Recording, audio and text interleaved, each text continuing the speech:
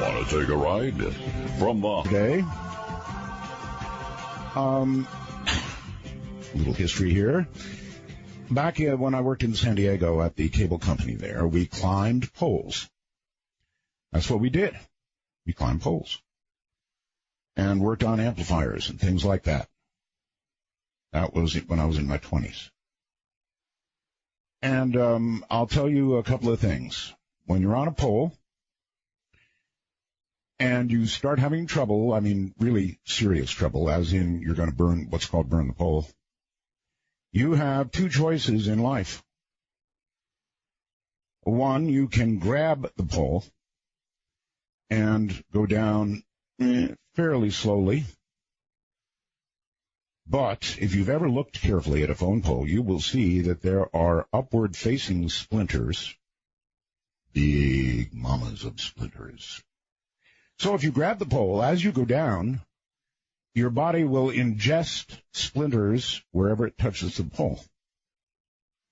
And then for the rest of your life, you will either have partial splinters within, or you will have a lot of splinter scars. And the second choice is push off. At that critical moment, I decided to push off. Well, I was pretty high up in the air. When I came down on my butt and my elbow and impacted the lower part of my back. And ever since then, it sometimes does what it did yesterday. And I was walking. And the fact that I'm sitting here is amazing tonight. But I was walking, and it was really hurting. Now, don't ask me what causes this, but it just locked. And it was like somebody took a knife and stabbed it in my back, and I went to the floor real quickly, where I stayed for a while, by the way, and then with the help of a chair got up. So it was really bad. Bad. That's what happened yesterday. And for, well, all day, I couldn't move much. And yes, by the way, before everybody sends me their back cure when they hear about this. No need, folks. Been to the doctors, had the MRIs, all that kind of stuff. So don't send it. I know what's wrong. They know what's wrong. I've seen those ads on TV where you go in for back surgery, and they do a little tiny cut. And then when you're done, they put a Band-Aid on your spine and you leave. I thought that was cool. And I asked my doctor about that because, I mean, who doesn't want couple minutes of attention in a Band-Aid, baby, compared to open her up and put a steel bar in there. And so, of course, I asked my doctor about that commercial. He said, yeah, but it's not for your back, buddy. Actually, when I had my original MRI here just, a decade ago, the doctor came back in the room, said a word that I cannot repeat here on the radio about the state of my back. But it starts with F. You know, he told me it was really up. Anyway, every now and then, a couple times a year or more, it does that to me, and it's scary. All right, let me cover, by the way, just before I get to that, you know what, when budding talk show hosts contact me by email or phone or however they're going to contact me, and they do by the score, many of them, they ask for advice, how do you get in? And I've only ever given one response because it's the only one I know to give. What do we do to get into talk radio, Art? What do we do? And my comment is always the same. Be yourself. That's the only advice I ever give anybody trying to get into this business because if you're doing long-form talk radio and you're not yourself, you're going to get caught. It's as simple as that. So be yourself and you'll stay out of trouble. You know, it's like the advice your mama gave you. I am going to call attention to one thing because, you know, sometimes when you give advice, it doesn't sink in. You know that other talk show host over there, right? Getting all these emails and people are sending me wormhole messages. And basically it's I want to clear up one more thing. It has been said that I picked George Norrie. Well, it's not true. I met George Norrie the guy on Coast to Coast, at a lunch here in my little town. And that's the first I ever saw of him, so I obviously didn't pick him. But what I did do is I gave him the same advice that I give every talk show host, and I really meant it in this case, because he was stepping in to do that show. And so I said again and again, be yourself. That means make it yours. And this really is sincere advice, because I don't think there's any other way to do it anyway. I'm getting all these emails and now this from Lee in Asheville, North Carolina. George all of a sudden is started saying as of last night that he's raging in the night. Really? Really? Well, sometimes advice over lunch is not heard. This is going to be a really interesting night, and the reason it's going to be interesting is because we've got a CIA agent, big guy, on the show. I have always wanted a CIA agent. Now, of course, he's not current, because if he was, as soon as he went on the air, he'd be, well, probably not current. If not at room temperature. So that'll be coming up. A few things as usual. The usual ghost photo contest ends Sunday. This Sunday, guaranteed, coming at noon. My webmaster calls himself Ghostmaster Roland. But, there's something to be won here. A radio, a Sirius XM radio, and a 1-year subscription. Go to the winner. Send your ghost pictures to webmaster@artbell.com. Webmaster@artbell.com. Send your ghost stories to me. Include a short, please make it short, like a paragraph or two, sort of a summary of your story, to artbell@artbell.com, and we may call you on Spooky Matter. That'll be our Halloween show. I've got a video up on artbell.com. And I want to talk to you about these videos. Hear me, folks. I'm going to put up videos and pieces on the website that I consider to be interesting.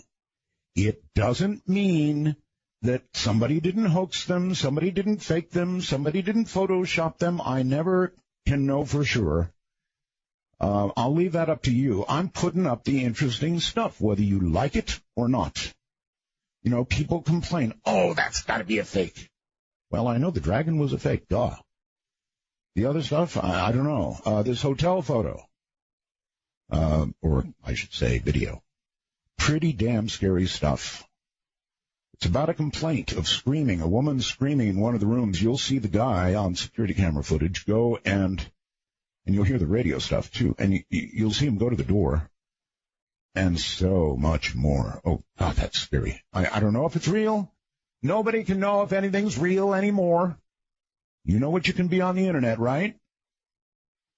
So, I don't make any warranties about this stuff. I just put it up. And then there's this really cool British Columbia UFO video, and these things just keep coming. Who knows what that is? And then there's a video of 49 quadcopters at night. It's like what you can be on the internet. We're going to have to be wary of all video that we get now. And once again, I just put the interesting stuff up. If I think it's cool, it goes up there. If you want to complain about it as probably being hoaxed, then go right ahead. Maybe it is. But unless I know for sure, I'm going to put it up and let you guys decide. You want to see this hotel video, trust me. It's at artbell.com. UFOs in Canada. The 49 quadcopters at night that could be anything. And then there's so much more news to talk about. The fact that in Montana and North Dakota, the 2-man crews that launched the missiles apparently have been leaving the blast doors open on a couple of occasions. This is really bad. Really, really bad. These are the guys who would launch the nuclear missiles that would retaliate, because we would never fire first, right? Or whatever. They're in control of the keys. I think they each have a gun on their hip. right? If the movies are correct. They were caught apparently asleep twice while the blast doors, very important, blast doors, very, very important, because the enemy, of course, would strike first at what? At our offensive capability, right? So leaving the blast doors open is just wrong on so many levels and worrisome. I've got a lot more news, but I've already talked the best part of a quarter of an hour, so I'm done. I'll save it for tomorrow. In the meantime, go to artbell.com and see all that is there for you, and there's quite a bit. All right, coming up in a moment, Charles S. Faddis. I hope I'm getting that right. Faddis, Faddis. President of Orion Strategic Services, LLC, a former CIA operations officer, 20 years of experience in the conduct of intelligence operations in the Middle East, South Asia, and Europe. He has worked against the most dangerous terrorist organizations on our planet, has extensive first-hand experience with their methodology and tactics. His last assignment prior to retirement in May of 2008 was as head of the CIA's Terrorist Weapons of Mass Destruction Unit. He took the first CIA team into Iraq in the summer of 2002. That was in advance of the invasion of that country. And he has worked extensively in the field with law enforcement, local security forces, and special ops teams. Since his retirement, he has written extensively and provided training to a wide variety of government and private entities. His most recent book, CAFA, is about a fictional bioweapons attack on the U.S. and is available at Amazon.com. So coming up in just a moment, prepare yourselves. This could be really, really, really interesting. My guest tonight, well, I've got probably a lot of tough questions for him. Questions that he may not answer, but, that's all right. Sometimes what you are asked, you cannot answer. We're going to break here because this is Dark Matter, raging in the nighttime. I'm Art Bell. By the way, do you say raging or flailing?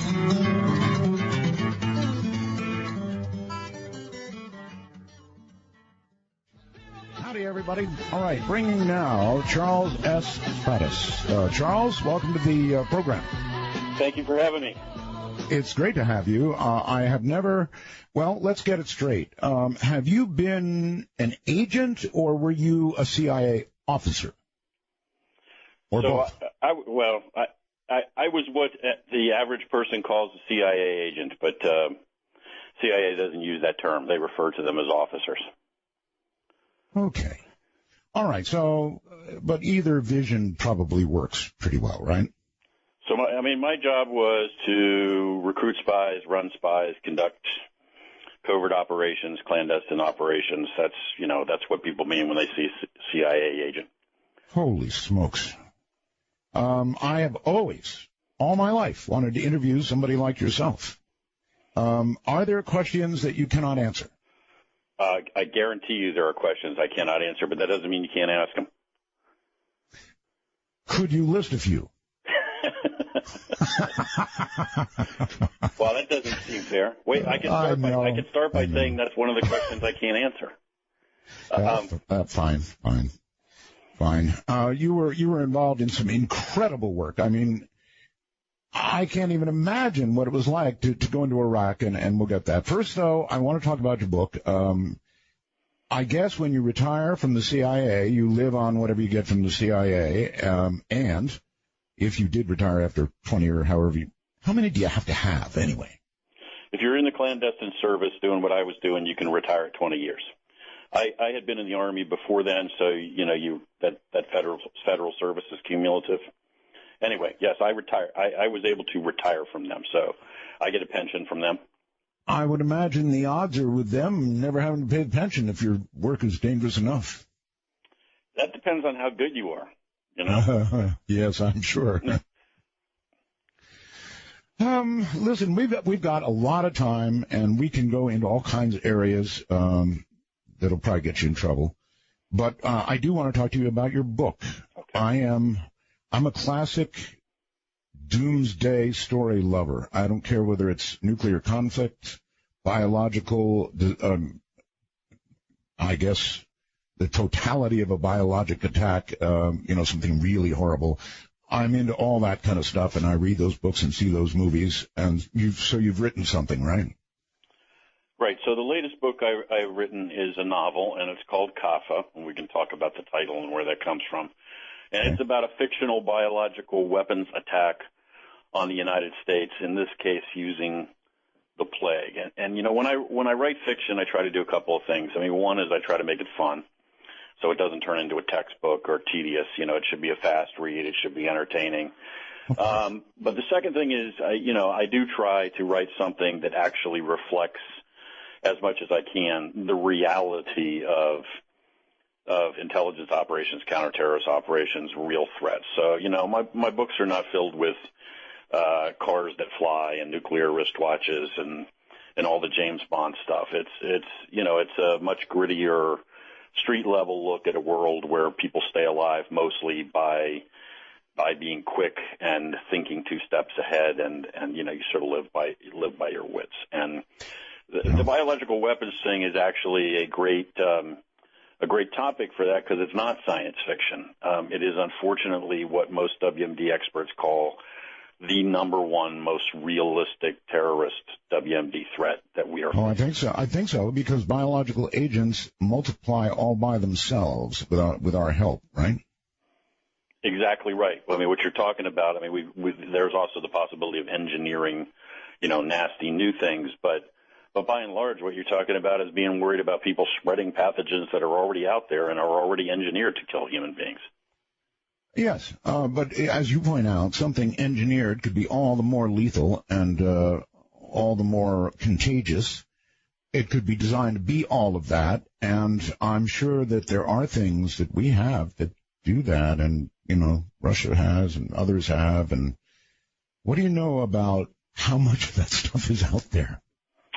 Well, both let's talk about the U.S. and Russia right now. I mean, both countries have had in the past not only biological weapons programs, but large offensive biological weapons programs. In other words, programs that were designed to develop weapons to kill or incapacitate millions of human beings, to be used offensively to attack other countries. The U.S., I think, legitimately did walk away from that sometime past. The Russians claim to have. But, there's a little, and I think largely that's true, but there's always a catch, right? So the thing is that both countries and a number of other people continue to pursue work that they would characterize as defensive. In other words, they pursue work in laboratories which is characterized as being designed to prepare us to protect ourselves. Well, sure. In reality, if you're mucking with microorganisms and you're researching deadly pathogens, whether you're trying to figure out how to use them offensively or defensively, you're still cultivating deadly pathogens. So even if you're not building bombs filled with anthrax, if you're cultivating anthrax and it's still sitting in laboratories, as we saw back with the attacks in D.C., over a decade ago, then you've still got deadly pathogens. You've still got stuff that can kill people. And if it gets out of those labs, it doesn't really matter why you made it in the first place. It's still going to kill people. Bad as anthrax may be, I can envision a biological organism, as you pointed out, engineered, that could be, I suppose, suicidal, that bad for whoever used it, because it would ultimately get back. I'm sure that even those kinds of things, doomsday weapons, are probably being experimented with. And that's a scary thought. Well, you got a couple of things that are going on in that vein. First of all, we're facing terrorist threats from people who are obviously prepared to die. In fact, in many cases, seeking death in the course of attacking us, because that guarantees they're going to paradise. So if a guy's willing to strap himself with explosives and blow himself to pieces to kill people, he's certainly willing to, for instance, infect himself with a disease and serve in that way as a human bomb. The other thing that's going on is there already is a lot of research with engineering pathogens. This has been very controversial in the U.S. We have labs where they have been working, basically taking a look at things they're afraid of, like the avian flu, and they're afraid it will mutate because these organisms mutate and evolve all the time. They're afraid that they'll mutate and develop the capacity to be transmitted much more readily directly from human to human. And so what they do is they then deliberately try to engineer it to do that so they can figure out how to defend against it. Right. So if you think about that, that's a little, and therein lies the rub, right? That's the controversy. Is like, okay, wait, so you're afraid that this might happen, so you're making it happen.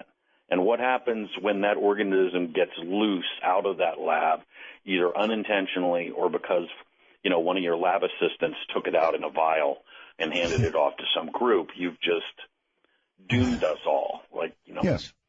Yes. Is there actually the potential for something so contagious, so deadly, that it would be suicidal to release it? Do you know if such an organism exists? So you mean suicidal in the sense that it's going to kill everybody, or? Yes. Well, the number one organism, frankly, that everybody is worried about at the top of the list for biological weapons agents is not one that's been engineered. It's smallpox. And, we're always told that smallpox is extinct, but that's not quite true. It's really gone, and it continues to exist. And it is like as you said, look, we're talking about natural organisms, right? So they're already out there, and they already have the capacity to kill.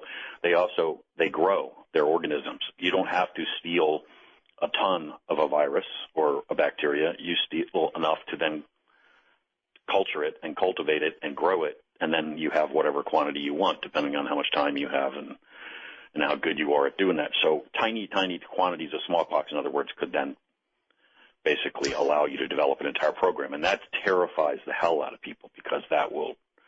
I mean, I'm not saying it'll kill everybody on the planet. It will kill vast numbers of individuals, potentially millions and millions of people. And the use of any such really, really deadly pathogen like that would be, the risk would be that a great number of your own people, whoever your own people are, would also die, right? We've got air travel. Things go around the world real quickly. That's right. When people talk about chemical weapons, one of the reasons why chemical weapons sort of were abandoned by many countries after a while was because you really can't control them. You release this stuff, and whichever way the wind is going, that's where the stuff goes, right? So sometimes it blows back in your own face, and it was a bad day for you. So biological weapons, obviously, yes, you cut it loose, and now it's rampaging through a population. Well, every day in Dulles Airport, there are planes taking off and landing, going everywhere on the planet. So once you've infected D.C., you've infected the planet. It's going to spread worldwide. So yes, it'll come home to you. But if you have this sort of end of time view of the world, and if you're convinced that God is on your side and He's ultimately going to protect you and not the other guy, you're probably willing to light that fuse. I hear you, and that is the mentality. And now, a little while ago, you said the United States walked away from biological weapons. Okay. But at the same time, you told me, well, there's still this defensive research going on. And then I would also like to ask, are you absolutely certain that we disposed of all of our stockpiles of such weapons? Well, after as many years as I have spent in the intelligence business, I'm very hesitant to ever say I'm absolutely certain of anything. I'm continuously surprised. To the best of my knowledge, that is true. That is legitimately true. But from if we're talking from a terrorist standpoint, it's largely irrelevant. I mean, a terrorist is, because a terrorist is not really looking to steal fully functional bombs that we keep on a shelf somewhere. All he really needs to do is acquire the agent. And then usually they're going to use, by agent, the actual biological organism, the pathogen. And then he's going to use it in what we would consider to be an incredibly crude way, using some relatively simplistic approach. And it's not going to matter because people are going to be just as dead at the end of the day. All right, question for you. Yes, yep. I'm sorry. A question for you. If I note mentally a hesitation in your voice, or you very carefully qualify an answer, can I draw conclusions from that? Well, one of the conclusions you can draw is before I ended up in the intelligence business, is that I was a trial lawyer, and so sometimes when we walk into sensitive territory, I will make sure that I am choosing my words very carefully so that my meaning is very precise. Your meaning is. So I'm again, to the best of my knowledge, it is absolutely true that the U.S. did in fact do that, but. Hey, maybe there's a secret bunker somewhere that they never took me to. I don't know. Okay. All right. You see, I'm going to give you a rough time, right? That's cool. That's fine. All right. You were actually head of the CIA's Weapons of Mass Destruction Terrorism Unit. And you were apparently so at the beginning of the whole, or even prior to the Iraq situation, correct? Well, I actually became head of that unit after, well, it depends on when the beginning of the Iraq situation is. I became head of that unit 2006, I guess. But one of the reasons I became head of that unit is because I had been heavily involved with things concerning weapons of mass destruction really throughout the bulk of my career. I had done a whole slew of things prior to that had to do with WMD, so it was natural for me to be the guy that was put in that position. All right. Now, remember, you don't have to answer everything, but I mean, I've got to ask. Absolutely. Ultimately, we didn't find WMDs in Iraq, or some have said that they got them the hell out of Iraq and that they went to Syria. Do you know which is the case? So I heard during my time, I spent almost a year in Iraq. Wow. Almost all of that before there was really anybody else at the party. I mean, beyond our team. And in the course before the war, right? Right. Before there were any boots on the ground, before the air war had started. When we first went in, there were a grand total of 8 of us. So. Wow. And in the course of doing what you're doing, which is collecting intelligence, you're talking to a lot of guys. So you hear a lot of stories. And some of them turn out to be true, and some of them turn out to be lies, and some of them indicate that the guy you're talking to has a serious mental illness and everything, and everything in between. So in the course of that, I probably heard every possible story regarding where the weapons of mass destruction had gone or what happened to them, including one that I recall in which the guy claimed that all the biological weapons had been sewn into the stomachs of cows, and those cows had been driven across the border into Syria. And all we needed to do was find those cows, and we would have the weapons of mass destruction. He did not have a plan for how I was to identify the cows in question and differentiate between them and all the other cows in Syria. Were you actually asked to chase cows? Well, no, the guy that was talking to me was telling me this, the source. He was telling me that I should have our people go to Syria and find the cows. He was he believed that. I don't think he was deliberately lying. I think he was just crazy. To the best of my knowledge, what happened was that Saddam Hussein did something that would only happen in a place like Iraq in the Middle East, which is he made a decision that he was, in fact, going to disarm because he wanted to get rid of UN sanctions. He wanted to get rid of UN sanctions, by the way, so that once the UN was gone, he could reconstitute his programs. And then he simultaneously lied basically to all of his own people and everybody in neighboring countries, telling them that he was lying to the UN. So he got rid of the weapons, but then told his own people, including his most senior officers, many of whom with whom we met, that this was a lie and that they were all still in hidden bunkers. This is the kind of twisted logic that goes on in the Middle East.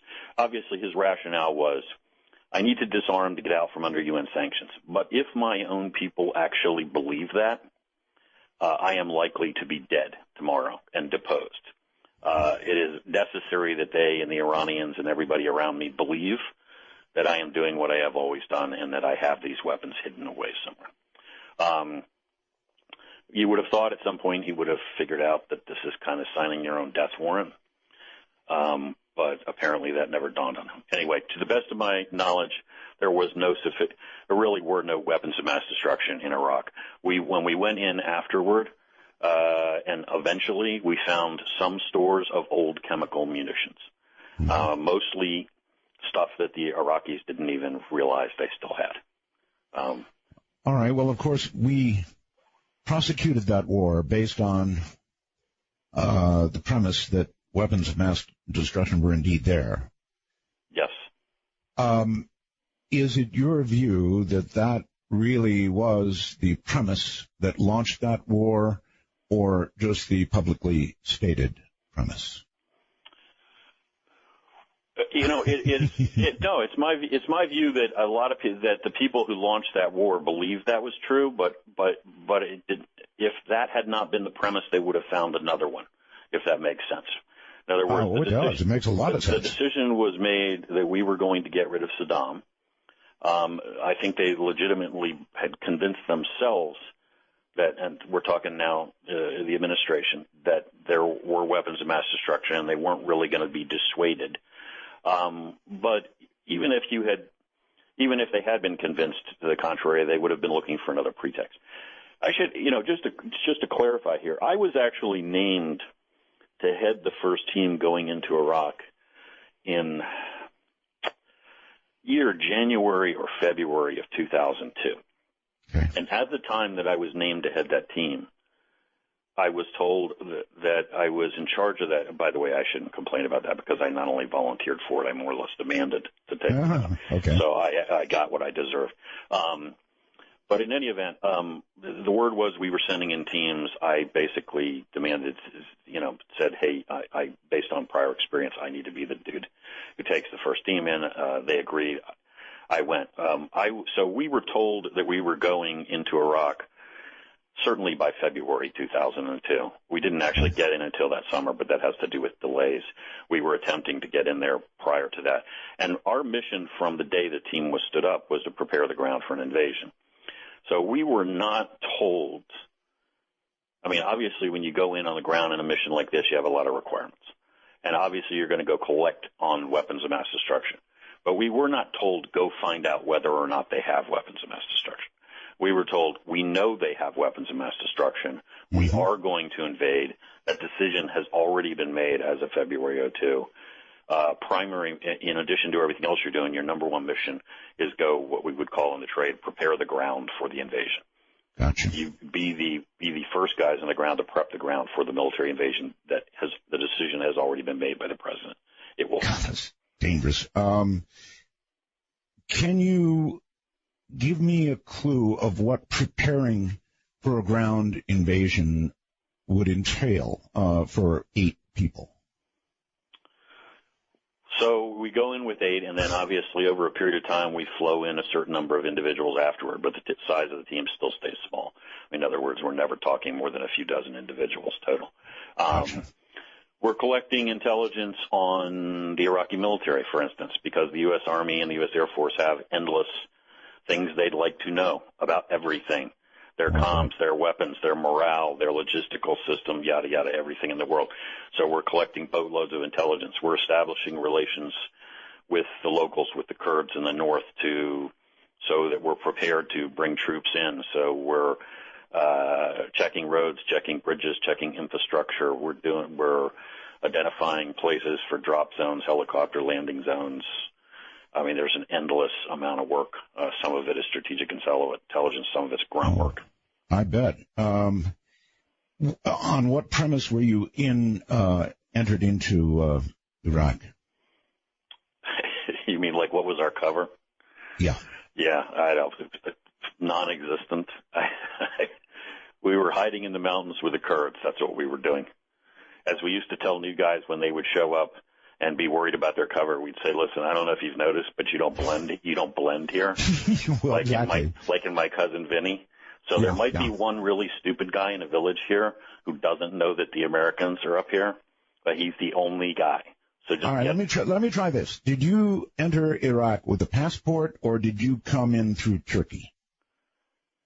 Or can you not answer that? I came in through Turkey. Okay.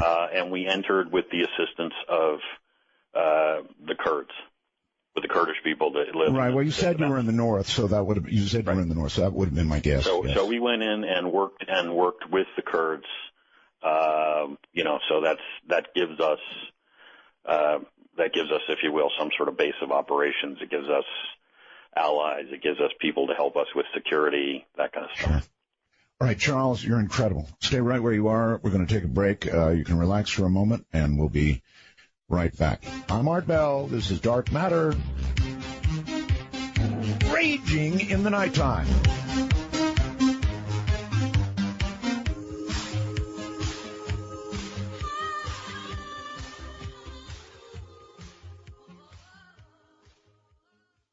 I'm Art Bell. My guest is Charles S. Faddis, and he was in the CIA. In fact, his last assignment prior to retirement in May of 2008 was as head of the CIA's Terrorist Weapons of Mass Destruction Unit. If you get a better guess than this, I don't know where he comes from. His book is Kafa, and it's a fictional book, but, I want it, about a biological weapons attack on the United States. You can get it at Amazon.com. This is right down my alley. I mean, I just absolutely love this stuff. However, having somebody like you on, Charles, I don't know, drives it home and makes it even scarier, I guess, in a way. Getting back to Iraq for a second, you mentioned that the intel coming to you was that the weapons were there. And I know there was a lot of high-level political stuff that was coming to Washington that I guess later turned out to be not so true about the state of our intelligence there. What is, in fact, the state of our intel apparatus? Is it flawed and getting better, or flawed and sinking into the dirt? I think that, it would be fair to say up front that, look, we have a lot of really good men and women working in intelligence. We got folks out there pulling off miracles every day. We have a lot of them are, obviously still, a lot of them are folks that I worked with, good friends, and there are some, folks out there who have given their lives, particularly in the last decade. But I think particularly to focus on human intelligence, so running spies and collecting things, collecting intelligence the old-fashioned way. Honestly, we have a lot of work to do. I mean, it doesn't mean that we don't do good things or that we don't know anything or that there aren't great people. But I think that, we're not performing at the level we need to. We don't have the intelligence we need to have. I think that Washington has a tendency to try to solve every problem by bureaucratizing it, throwing money at it. And, the espionage and this arcane world that we're talking about is not a bureaucracy, and you can't run it like the Social Security Administration, and you can't bury it in rules and regulations. And quite frankly, sometimes the more people you have, the less well you're performing. What you need is a very small group of very eclectic people who think completely out of the box and who are very aggressive and very innovative, and then you need to turn them loose. I don't mean turn them loose in the sense of letting them break U.S. law, subvert the Constitution. I mean in terms of operations, legitimate operations. Let them exercise that creativity. They'll go out and move mountains. They'll steal the crown jewels. They'll do the impossible, but not if you bury it in the typical Washington morass. Mm-hmm. Then you're spending more money and getting less. Is that what's happening? That's exactly what's happening. And, we could broaden that, frankly, I think, to the whole intelligence community and even Homeland Security. I mean, we, have, it's a dangerous world. There are people out there that really are out to get us. We need to be vigilant. That doesn't mean that we're not wasting a lot of money, that we're not employing a lot of people sitting behind desks in Washington, D.C., that, quite frankly, are probably not adding much of anything to the equation. In fact, in some cases, they're taking away from the equation, because they're just drag on the system. Oof. Oh, okay, so getting back to my original question, flawed and getting worse at the moment, I guess, huh? Post 9/11, good things that happened. We did give the CIA, for instance, focus on them more money. They needed more money because they had been shortchanged. It's not the end all or be all, as I just said, but they needed more money. We gave them some more people. They needed some more people. They don't need any more. And we gave them some more leash. Operations that I know, kinds of operations that were proposed repeatedly pre 9/11. And routinely denied, or in many cases they were never proposed because your boss wouldn't let you propose them. So money was really tight. So they didn't hand you a peanut butter and jelly sandwich and send you across the Turkish border, right? When I went into Iraq, you mean in terms of how much money we carried, or in terms of? No, it was just a joke. I mean, in other words, you were properly funded in that mission, right? We were, we were not short of money in Iraq. By the time we got to Iraq, we had plenty of money. And money talks, and money is the number one weapon, quite frankly, when you're running intelligence operations. I mean, the weapon that you use. Mm-hmm. When you run sources, they have lots of motivations, but to be really cold and calculating for a moment, any source I ever ran that we weren't paying, I never fully trusted. Oh my! It's a cold game. In other words, it's all about control. Yeah, those who would say they're doing it because they believe in American democracy spreading around the world, you'd rather have somebody asking for $1,000. You know what? I don't want to run a guy who's only all about money, because if he's all about money and that's all there is, then I know that sooner or later somebody's going to show up with more, or he's just going to decide to double his cash by talking to me and somebody else. But so he needs to have some other motivations and some other reasons. But at the end of the day, if he's being paid, that's a hook.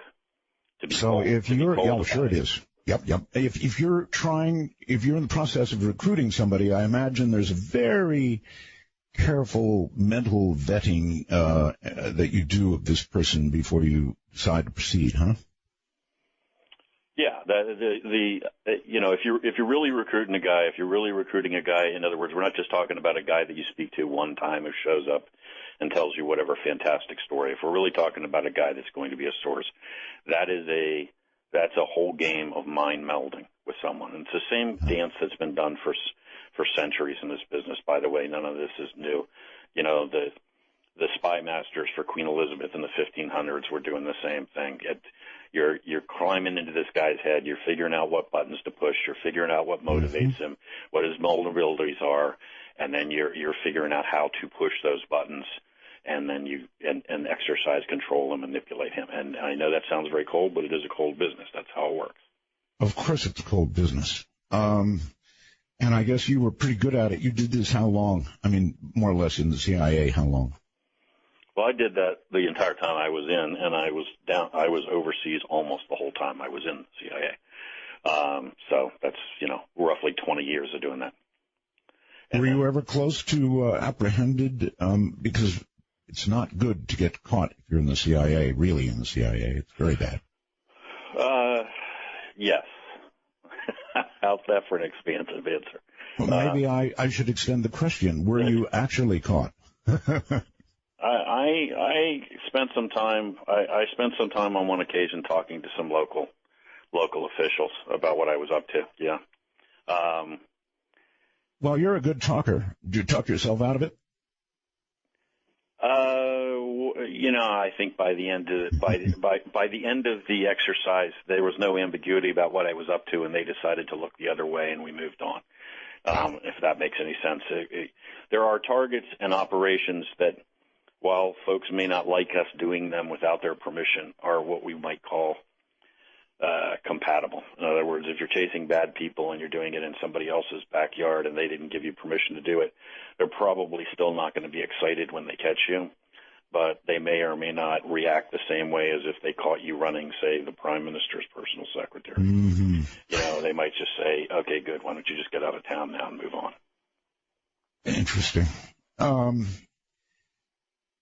Is there anything that you could say, knowledge that you have, that you could say tonight that would likely get you killed? I'm not asking you to say killed by our own people? maybe, yeah. Yeah. Does that happen? I think, all kidding aside, in order to get yourself targeted for lethal action, to use the euphemism, or the antiseptic term by the U.S. government, you would really have to put yourself, on the other side with some group that is targeting Americans. You'd have to join Al Qaeda or some similar group that's become an enemy combatant. You would have to do something like that. Now, I think what you could much more easily do, especially these days in Washington, is put yourself in a position where nobody's going to come and put a bullet in your head, but they're going to prosecute you. They're going to pull your security clearance. They're going to do all sorts of other things to put pressure on you and make you shut up and make you be quiet. Well, in the case of a CIA operative, if he were to begin to turn, that would be far more dangerous than somebody from Cleveland, Ohio, who decides to join Al Qaeda in Somalia. You could potentially do so much more damage. So I would think you would be a special threat.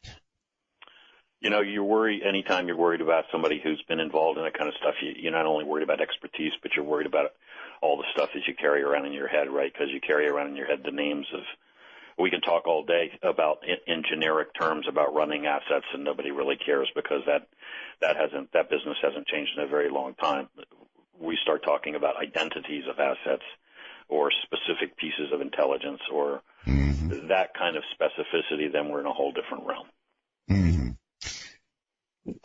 When you leave the CIA and you're going to embark on a new career, you're going to write books, maybe you're going to go on talk shows like this or CNN or wherever you end up. In other words, you're becoming media active. Does the CIA have a way of having a chat with you about where you can and where you cannot go?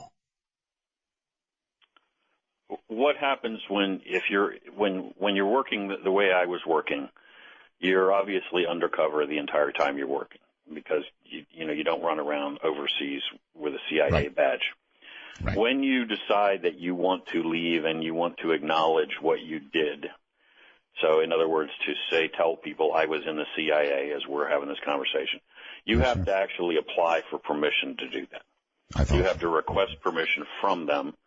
And then when they give you that permission, yes, they will effectively bless what amounts to a resume that says you can go into this level of detail about where you were assigned and what you did. And then when I write magazine, some kind of opinion pieces basically every week, plus nonfiction, plus fiction. Everything that I write that has any connection to national security, national defense, terrorism, all this kind of stuff, I send to the CIA in advance of publication. And they actually clear all of that. I have never had an issue with them, quite frankly, because I know it's them having an issue with you that you have to worry about. Well, when I meant that, when I said that, I meant in the sense there are people, other officers who are out who have written who, if you ask them about the clearance process, the CIA will begin to curse a blue streak and tell you that, it's ridiculous and that they've torn the guts out of things that they've written and it's all political. I've never had that issue with them. I have a good sense, obviously, of where the lines are between what's okay to talk about and what's not, and I don't try to cross them. So, for instance, we were just talking about cough on my last book. They cleared that in about 2 weeks, and they made no changes whatsoever. They cleared it as is, word for word, the entire thing from beginning to end. Obviously, it's all right. Well, then I want to ask this then. When you wrote your book, how much of your professional experience did you incorporate in it? A lot. That's one of my objectives when I'm writing. As I said before, when I'm writing is to try to give people as much as I can a feel for what it is really like to be on the street involved in this game, if I can use that term. So are there points at which I have to hold back? Yes. Are there specific, exact, precise techniques, what the CIA would call methods, that I do not incorporate or I fuzz the picture slightly so that we don't give away too much trade secret? Yeah, 100%. There are also times, for instance, in regard to biological weapons in this book, I know exactly how this could be done. I incorporate enough of that in this book to, I think, make it. I mean, most people that have read it tell me that it's so realistic that it's terrifying. I will tell you that I still obviously leave some steps out. I don't want to write a. I don't want to write a primer that gets picked up. Yeah, exactly. Right, how to go kill 1 million people. Right. So I leave some steps out, but I don't think unless you're a real expert, you will understand that those steps are missing. It'll never occur to you that there are any steps missing. Should there be a limit on what people are able to put on the internet? That's going to be a tough question. I mean, people are telling you how to poison other people, telling you how to blow up other people, telling you how to make bombs, telling you how to, perhaps even biological weapons or chemical weapons. Probably there's a formula on the internet. I would imagine this has made your job, or would have made your job if you were still there at the moment, infinitely more difficult, wouldn't it? Yeah, but this is, this horse is out of the barn. The ship sailed, whatever other tired old expression I'm going to use. Here's the thing about all of this stuff to do with weapons of mass destruction. Any idea that this is science fiction, or that only 3 guys with giant brains somewhere in a lab know how to do this stuff, or that most terrorist groups aren't focused on this yet, all wrong. Every terrorist group on Earth that I am aware of has for a long time been very, very focused on acquiring weapons of mass destruction. You kick in, and they have manuals on all of this stuff, and they send it to, and they trade it over they distribute it over the internet, and have been doing that for a long time. So you kick in a random door to a safe house in Pakistan, Iraq, name a country, and grab their hard drive off their computer as you drag the boys away, and guaranteed there will be manuals on that hard drive, along, by the way, with gigabytes of porn. There will be manuals how to for sarin gas, mustard gas, ricin, anthrax, everything. Now, thank God, many of them still can't make it work, and thank God many of the recipes they have are wrong. But this is ongoing, and it happens. You can see that a manual that one guy wrote one place in Lebanon, within a year it has been recovered everywhere on the planet, hundreds of times. Gee, for these radicalized Muslims, I'm shocked that not only do you get all the formulas, wrong as they may be, but a lot of porn, you said. Gosh. That is a shocker. But, yes, massive quantities. And only, by the way, the most disgusting porn. So, really? It's got to be. The cruder and more offensive and more degrading, the better. So how you square that with the purity of your religious principles, I'm not quite sure. But that's my point. And that's almost universally true. Yes. I'll be darned. All right. We are getting mixed pictures of how the war on Al-Qaeda is going. I mean, for a long, long time, the media was suggesting, there's just, even the president, there's just ragtag groups left that are not organized. We have more or less, not eliminated, but we've hurt them so badly they really can't do anything at all. And then here recently, they're popping up all over the place. So what is the state of the war on Al-Qaeda? So as far, I was involved in counterterrorism for quite some time. I mean, basically from the day I came out of training, I was working counterterrorism of one kind or another, and with a lot of different groups. But, increasingly that had to do with Al-Qaeda well before 9/11. And for those of us that were working counterterrorism in those years, it was very frustrating because, as I alluded to before, we were getting hit, and more or less the decision had been made that we weren't going to shoot back. 9/11 changed that.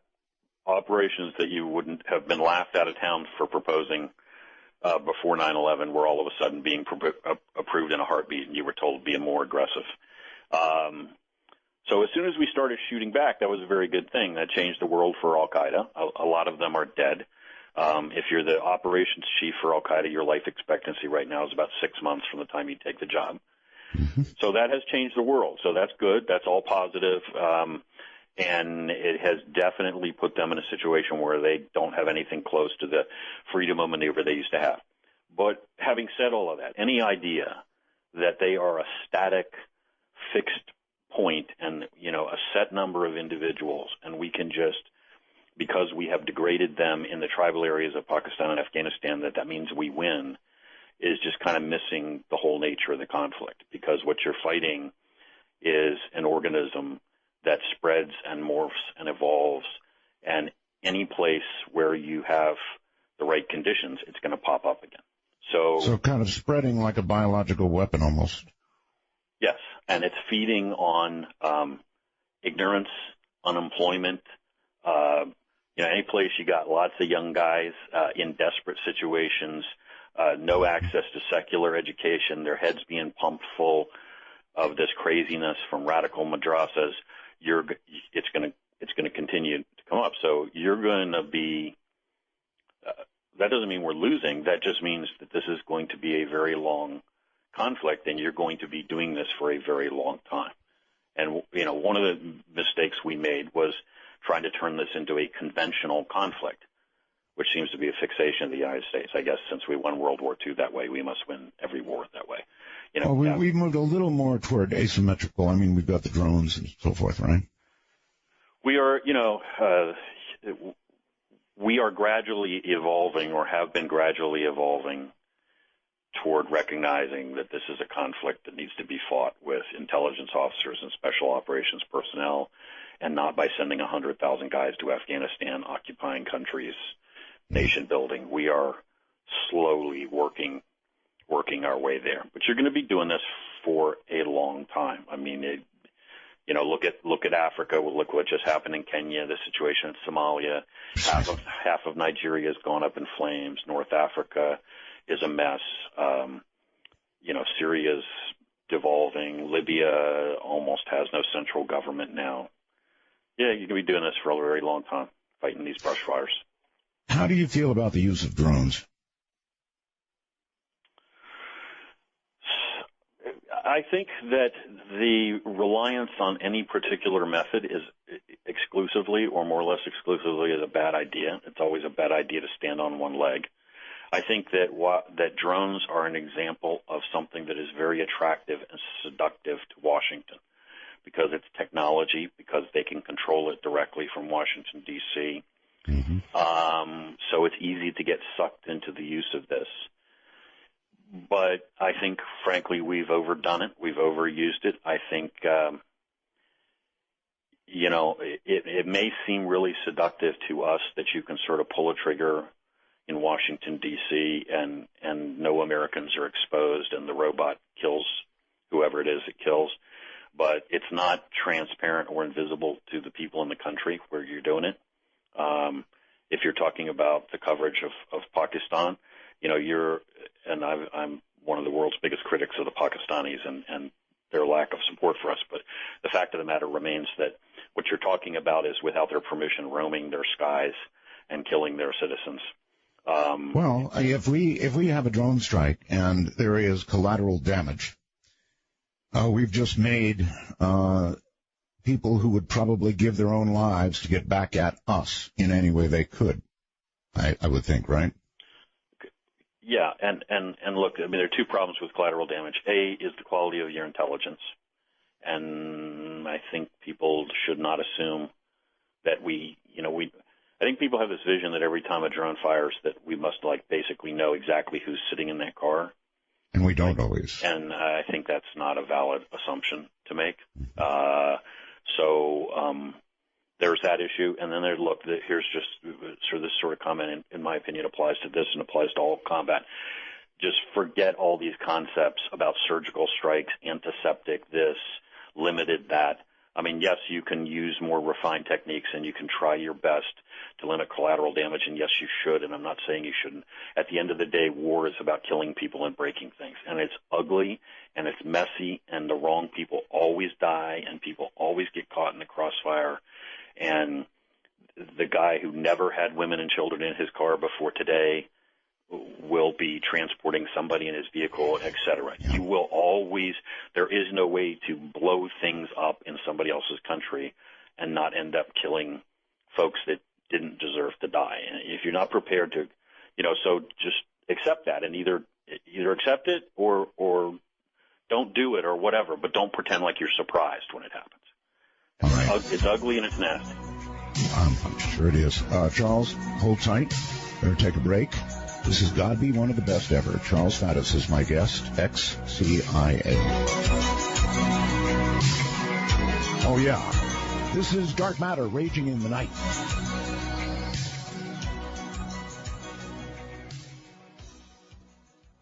Actually, don't call right now. Charles Faddis is my guest. You may want to look this man up. You may want to grab his book. I certainly do. It's Kappa. And in a moment, you know what? The heck with the moment. I'll do it right now. Charles, I understand that it's a fictional book, but based on a lot of your experience. What I want to ask is, if you were to sort of give me a teaser with regard to your book, without giving away the farm, what would you say? So the reference to Kaffa is the name of a city which is actually today in the southern Ukraine on the shores of the Black Sea. And in the 1300s, Kaffa was a fortified city occupied primarily by Italian traders. These are the days of this spice road and so forth. And they were besieged by a Muslim army of Mongols, and the army besieging them began to be swept by the Black Death, the bubonic plague. And in desperation, the attacking army eventually began to catapult the bodies of its own dead into the city they were besieging to spread the disease amongst the defenders, which worked. They didn't really understand how the plague spread, but anyway, it worked nonetheless. The Italians, mostly Italians who were defending the city, began to flee by ship and fled back to Italy. And historically, this is traditionally been pointed to as the point of origin of the Black Death that spread through Europe. In other words, they brought the plague with them. It spread from Italy to the rest of Europe, and depending on whose numbers you believe, it killed over the next many decades roughly half of the entire population of the continent of Europe. So in the book, the term Kaffa is used as the code name for an attack on the United States by a terrorist group using the plague and using a very similar methodology, which is to infect individuals and then send them in amongst our population. Mm-hmm. Wow, scary stuff. Really, really scary stuff. And now a real-world question. If a terrorist cell decided that it was going to infect the United States or attempt to attack us with a biological weapon, let us imagine carried by human beings infected, martyrs, and they were sent across perhaps our southern border to various different places in the United States. Charles, would there be any way that we could effectively stop them?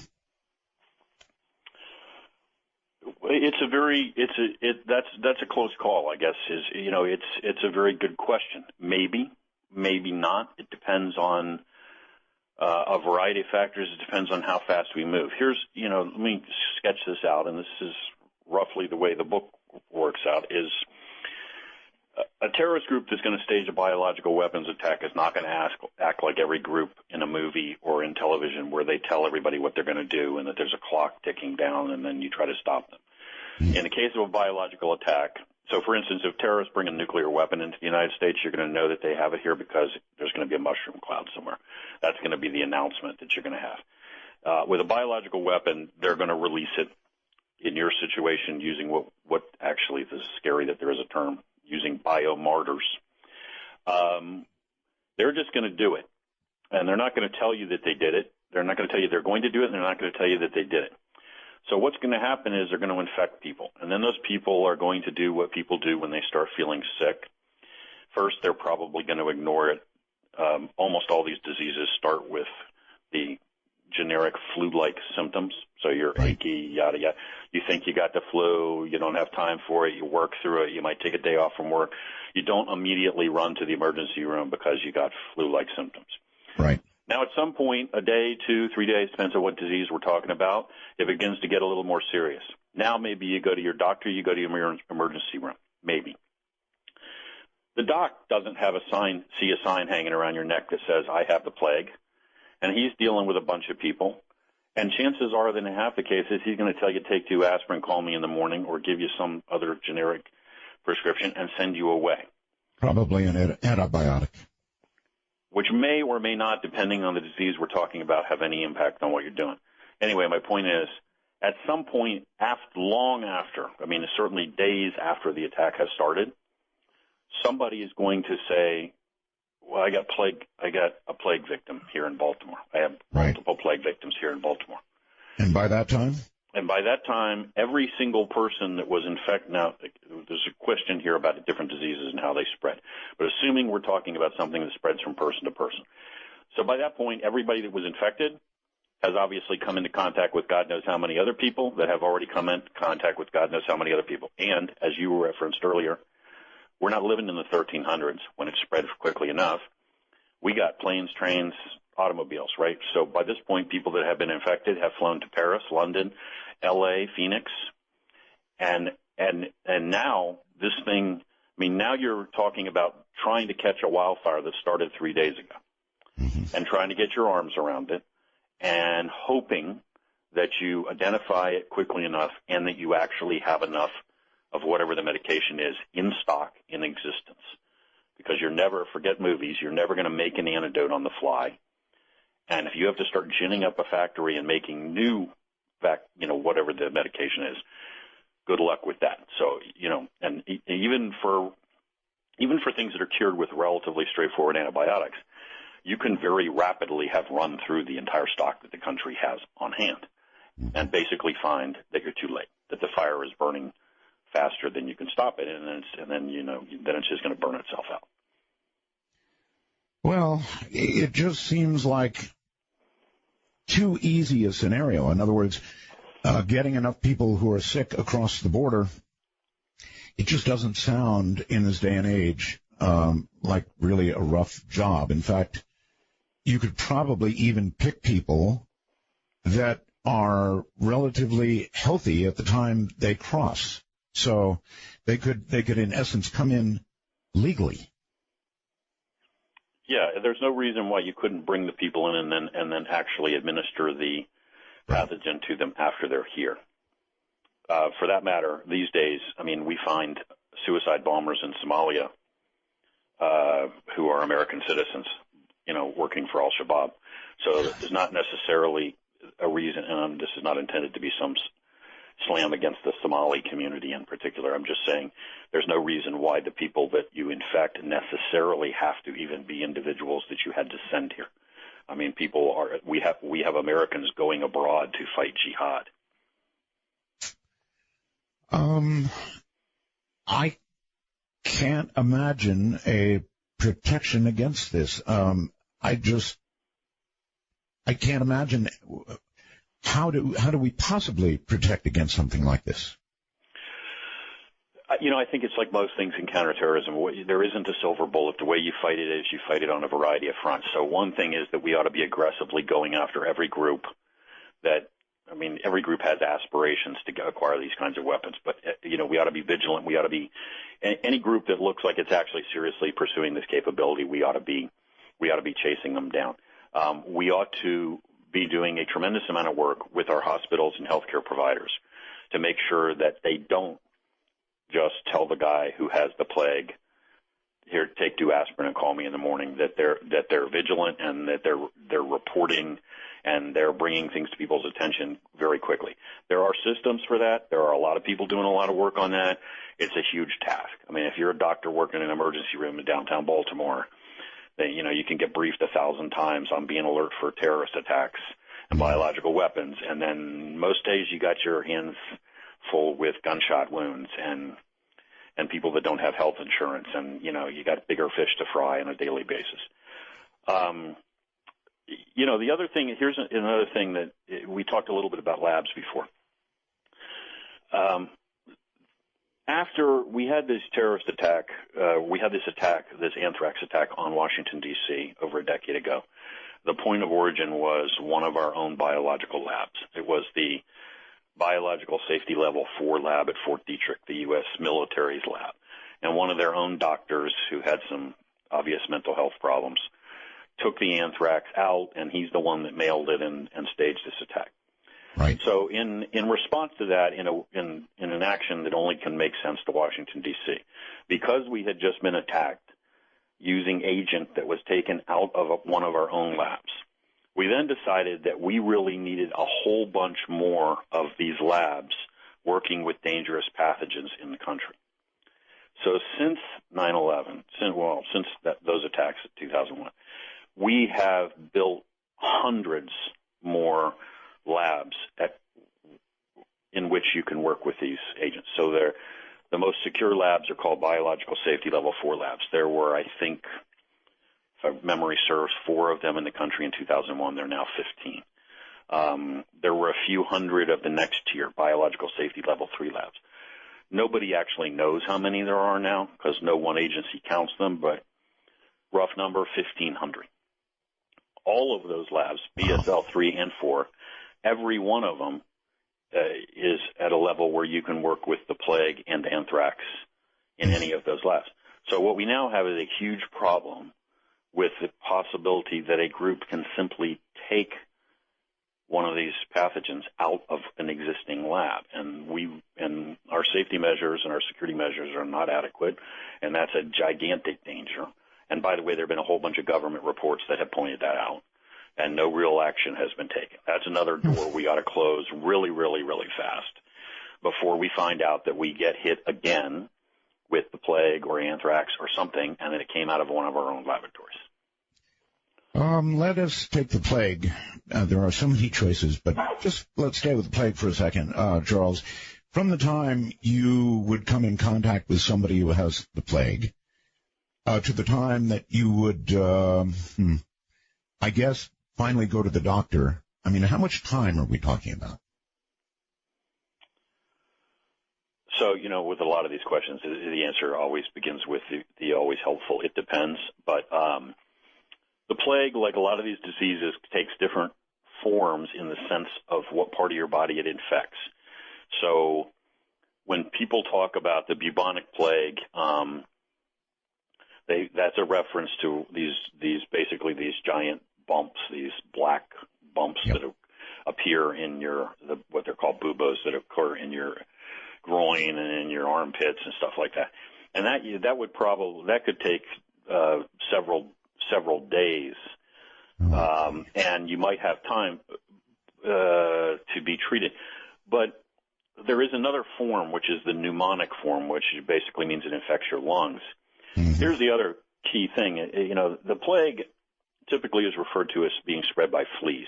I mean, what happens is it lives, the plague lives in the blood of rodents, really. In the United States, by the way, in prairie dog populations in the Southwest, it's still very common.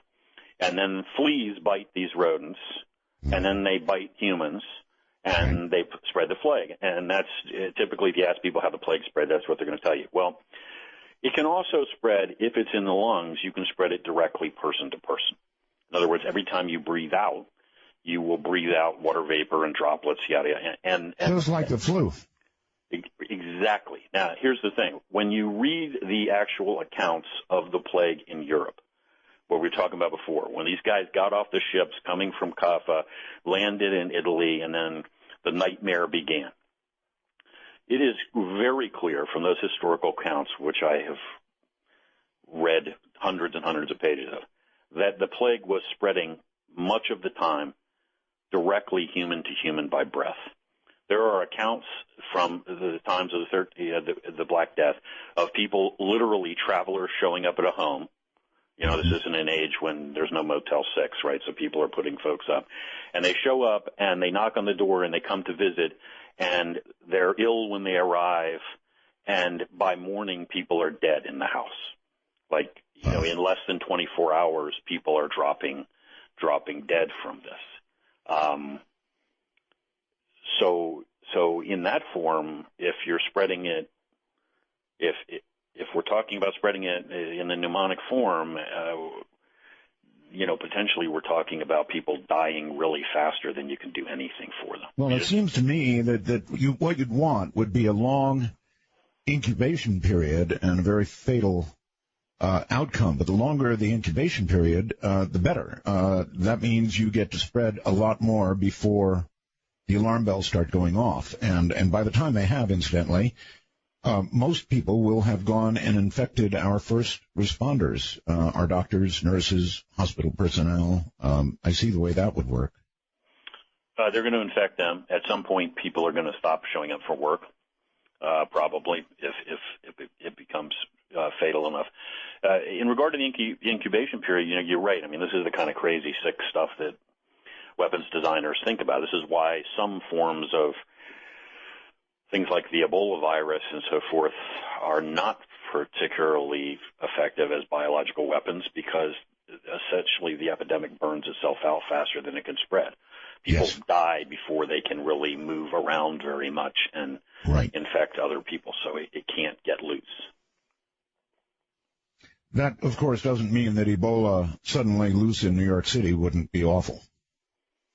No, and you can just imagine the psychological trauma caused by any of this. I mean, you wouldn't, even long before you got to the point of killing millions of people, you would, I mean, my God, if it, you know, how many people have to die and how widespread does it have to get before nobody's going to work anymore, before nobody's going to the supermarket anymore, before nobody's letting anybody onto their lawn anymore? You know, the country is terrified, locked down, just kind of, you know. Okay, on that very question, I'm curious, Charles, if an outbreak began, would the government, in your opinion, this is just an opinion question, level with the American people right away that we were experiencing a biological attack, or would they decide that the panic that would ensue, should they announce that, would be more damaging than the attack? I think that it's likely that for a variety of reasons you're going to have a delay.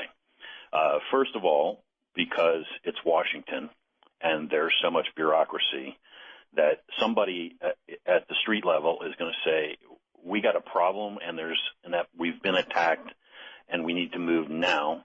And then somebody's going to have to convene 37 different meetings at 12 different levels and prepare a bunch of briefing papers, and it's going to be 3 days later before anybody makes a decision. And then you're going to kick in all the factors that you're talking about. What are we going to tell them? How much are we going to tell them? Are we going to tell them some of the truth but not really all? This is not, this is not the kind of stuff Washington's good. Washington's not good at this kind of thing. No, it isn't. Or putting together healthcare websites either. Oh, I got a laugh out of you finally. Okay. So, you know, I don't see a lot of hope for us here because it's just too easy to do. Perhaps getting the biological in the first place is somewhat difficult, but it seems to me that getting it spread, if you were intent on doing that and had lots of volunteers, and certainly the way the world's been going lately, there's lots of volunteers, I don't see that we'd get away with that one. I mean, they would do it. Simple as that. And apparently when they want to, they will do it. So, yeah, as you pointed out, people would stop going to work. Eventually cops would stop going to work. There'd be a breakdown in civil behavior pretty quickly, I would think.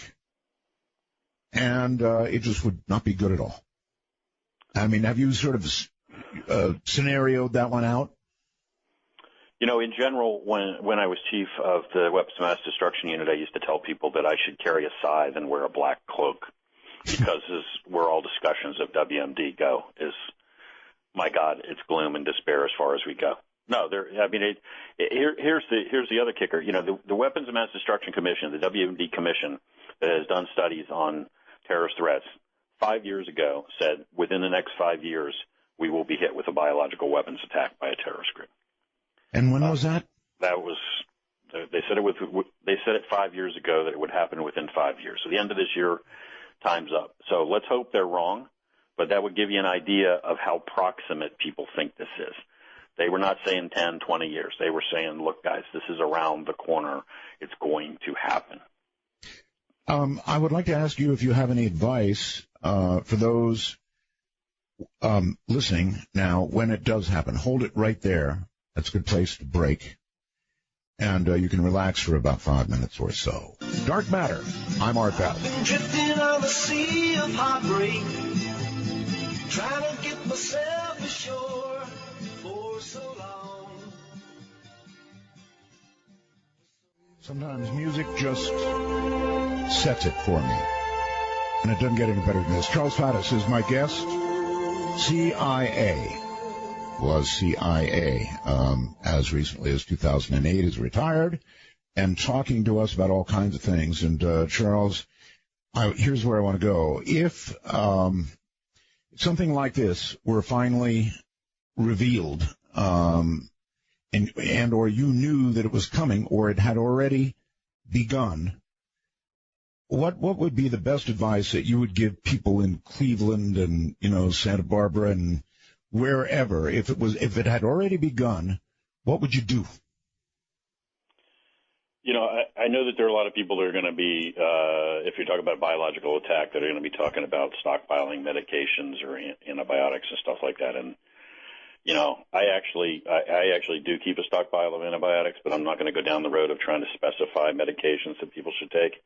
What I would say is, in this kind of situation, what you ought to be prepared for is frankly the same kind of thing that would help you in a lot of other kind of disaster situations, which is you need to be prepared to hunker down for some period of time and sustain yourself. So right now I'm not talking about prepping, like digging a bunker in your backyard and being prepared to live for 5 years underground. I'm just saying you need to have thought through how it is you're going to deal with the fact that the city is, you know, has been hit with a biological attack. People are being infected. It's spreading from person to person. And what you need to do right now is effectively go into old-fashioned quarantine. And therefore, you need to be prepared to not have to run to the supermarket every 5 minutes to, you know, food, water, other basic essentials, and just be prepared to fend for yourself and sustain yourself for, you know, I don't know, at a minimum days, ideally a week or two. But you know, while somebody tries to get on top of this thing to get a hold of the necessary medication, because that's what the government's going to tell you to do. If it is spreading person to person, and we're talking about this for real, they're going to tell you stay home. You know, it's a curfew. People are off the streets. You're not going out because that's how we're going to stop this thing from spreading any faster and give us that chance to get our arms around it. And so, you know, a lot of people, unfortunately, these days don't operate that way. You know, they don't know anymore how they're going to survive if they can't run down to the supermarket every day. That's right. So isolation plus survival. In other words, you've got to eat, you've got to have water. So whatever your basic and you've got to be isolated. You got your basic necessities. Now, look, I mean, if you had an option, if the scenario shook out in such a way that you had an option to get yourself away from a populated area, if that presented itself as a reasonable option, would that be a good idea? It would. But look, if you're in a major metropolitan area and all of a sudden word has broken that this is happening, you can imagine in any major metropolitan area that it will therefore be madness attempting to get out. And you're not going anywhere. I mean, you're going to sit on the highway. You're going to be jammed. You're going to expose yourself to exactly what you're trying to avoid. You know, what you need to do is just go to ground. And yeah, it doesn't have to be fancy. I mean, food, water, whatever you need to survive for some period of time without having to go out and circulate, and let the authorities try to get on top of it, get the amount of antibiotics, medication, medical personnel in, do whatever. And if they have to come up with something to inoculate against whatever this is, then there just may not be enough time. Is that right? Well, there's definitely not going to be enough time. If you're talking about somehow trying to head it off completely and prevent there from being an epidemic, no, there's not going to be enough time. You're not going to go to the lab and in TV movie style create something in the space of 24, 48 hours, have a breakthrough, and then go around and inoculate everybody. That's not going to happen. Now, are you potentially going to be able to deploy something and stop the epidemic at some stage? Yes, but by that point, a lot of people are going to have died. I mean, it will have run its course. It will have already done a tremendous amount of damage. And again, it doesn't even necessarily need to be something that is an antidote, like some super secret antidote. It could just be as simple as antibiotics. I mean, the plague can, if you catch it in time and you know what you're dealing with, it can be treated fairly effectively with some pretty routine antibiotics. That's if you catch it in time and you know what you're dealing with, and so forth and so on. Those are all big ifs. But that doesn't guarantee that there are enough doses of that antibiotic for the number of people that may have been infected. I mean, they're not just a big warehouse somewhere with bottles of pills sufficient to treat every person in America for every one of these diseases. I mean, just forget it. So if it spreads widely enough, it could be a disease that we know exactly how to cure. And it's like, that's great, man, but we just ran out of the antibiotic, and now we got to start up a whole production line again and start pumping this stuff out. And it could be a couple of weeks minimum before we're getting any more. So for 2 weeks, we're back in the 1300s, and this stuff is just doing whatever it wants to do. And at some point, civil unrest is a guarantee. And when you look at the way a scenario would unfold, how quick would that be, in your opinion, the civil unrest part? In other words, people would begin doing whatever they felt they need to do. I think it's going to depend on the area, and I think it's going to depend on people's resources. But it could happen really, really, really fast in some areas. I mean, when you read stories about what happened in the Black Death in Europe, and you get past the archaic language, you can see exactly. Look, people are scurrying from house to house, and the bodies are stacking up in the street, and nobody's doing anything about it anymore because it's every man for himself. People are in the same family, and somebody's infected, and they're sealing themselves off from that individual and no longer making any efforts to treat them because they know they can't treat them, and they're just every man saving himself. I mean, because, well, that's the reality. So yeah, you're in your house, and potentially, particularly in certain areas, all hell can break loose. And it just depends on how far we go into this scenario, whether we're talking about hundreds of people dying, thousands of people dying, or God forbid, millions of people dying, where we've really lost control of it. Do you consider that a biological attack is far more likely than a nuclear weapon going off and destroying one of our cities?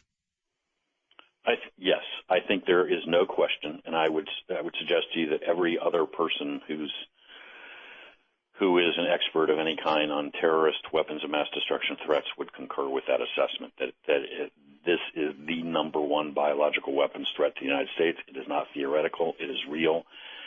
It could happen any day. That doesn't mean it's guaranteed to happen tomorrow. It just means you could wake up any day and find that this has occurred, and then we may or may not get our arms around it, and it may or may not really spread, or we may be able to contain it. I don't know, but I would be very surprised to see that one does not occur in the relatively near future, whatever that means, 5-10 years. Which doesn't mean that it's also not a concern that a terrorist acquiring nuclear weapons. It just means that all the trend lines of biological weapons are bad, because not only do we have all these groups and all this aspiration, but the spread of biotech worldwide is it's going going everywhere, right? I mean, and the infrastructure you need to work with pharmaceuticals and biological agents and all this stuff is really minimal. I mean, that's why they call it a poor man's nuclear weapon. I mean, you don't need big engineering projects and the capacity to machine uranium to certain tolerances and all this other stuff.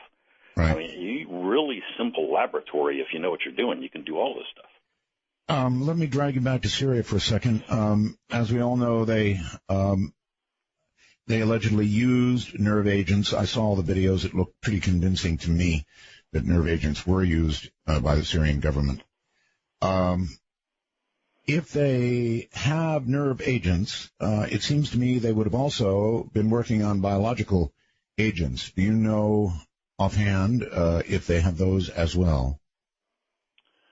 So there has been a lot of discussion and a lot of reporting for a long time that the Syrians were working with biological agents that they want. And then the question is, you know, what exactly does that mean? Does that mean you're researching them? Does that mean you're producing them? They declared, actually, as part of this deal, if that's what it is, that we have, that the Russians and the United States struck regarding Syria and so forth. The Syrians had to begin this whole process of getting rid of their chemical weapons by declaring what agents they had, what chemical agents they had. They actually included on that list ricin. So ricin is not a chemical weapon. Ricin is a biological agent. It is a toxin. That's right. And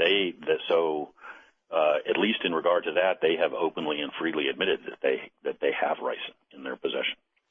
Oof. Okay. Is it your view that and by the way, after what you said, I darned if I went to Syria, I would not eat beef. Somebody said earlier. No, you might find the biological weapons. Yeah, that's right. Close up. So if the Syrians do have biologicals, one can imagine if they have ricin that they have more. Do you think those the really horrible things will get turned over? Seems to me to be awfully easy for them to spirit those away to a location where they could be used in a last-ditch whatever. Well, at this point, you know, look, you're talking about a war zone that's been going on for 2 years. Big chunks of territory are not under government control anymore. Stuff has been moved around. Government bases have been overrun. So the idea that somehow or another stuff is not going to leak out of government it's crazy to assume that somehow in the midst of that the Syrians are going to retain complete control over whatever they have. I mean, absolutely 100% possible, real, could have already happened that chemical, biological agents, if they have them, have gotten into other people's hands and been moved away. Great. We just live in wonderful times, don't we? I'm searching for some good news. I just haven't found any yet. All right. Well, I'll lighten it up by asking, one of my favorite shows clearly is Homeland. I'm sure you watch it. You must watch it, right? I have watched some of it. I do not religiously watch it. No. Oh, really? Okay. I was going to ask you, I mean, it deals a great deal with the CIA. And so I was going to ask you if it was realistic in that regard, or...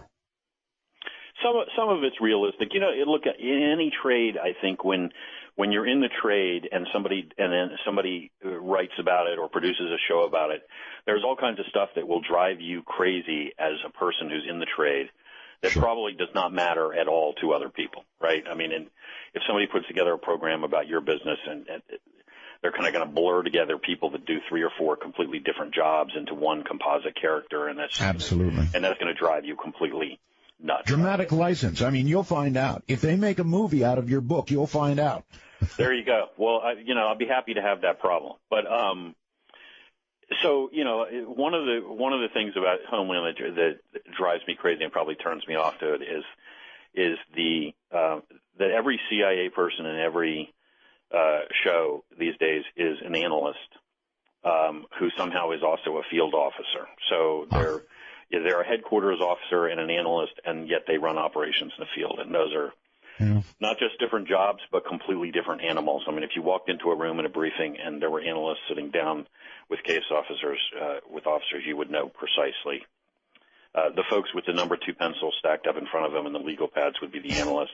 Right. And the guy sitting in the room with his feet up on the table looking like he's bored and wants to go back overseas, that's definitely your case officer. You know, the guy who has a problem with authority. So in other words, he is bored. He does want to get overseas, and he's wondering why he's locked in with these nerds. Well, that's a bad word. No, that's a perfect summation of exactly what the dynamic is that's going on. He's like, get me out of Geek Town and let me get back to where the fun is. Okay. Well, just making friends as you go here. We have this. I have read our Fourth Amendment. Surprise, surprise. I've read it. And so I want you to comment a little on the NSA and what they're doing, listening to and reading virtually, I guess, everything. Well, that's not fair. They're not really. They're reading what the computer tells them to read after it monitors what we write and what we say. How do you feel about that? Well, I think that we have crossed a line here. I mean, to start with the bottom line. I mean, I think that it troubles me greatly when I hear people talk about this issue and then say something to the effect of, well, it doesn't matter to me because I'm not doing anything wrong. I don't have anything to hide, this kind of stuff. You know, first of all, you don't get to decide what constitutes right and wrong. Once you allow the government to do this kind of thing, it's the government that makes that decision.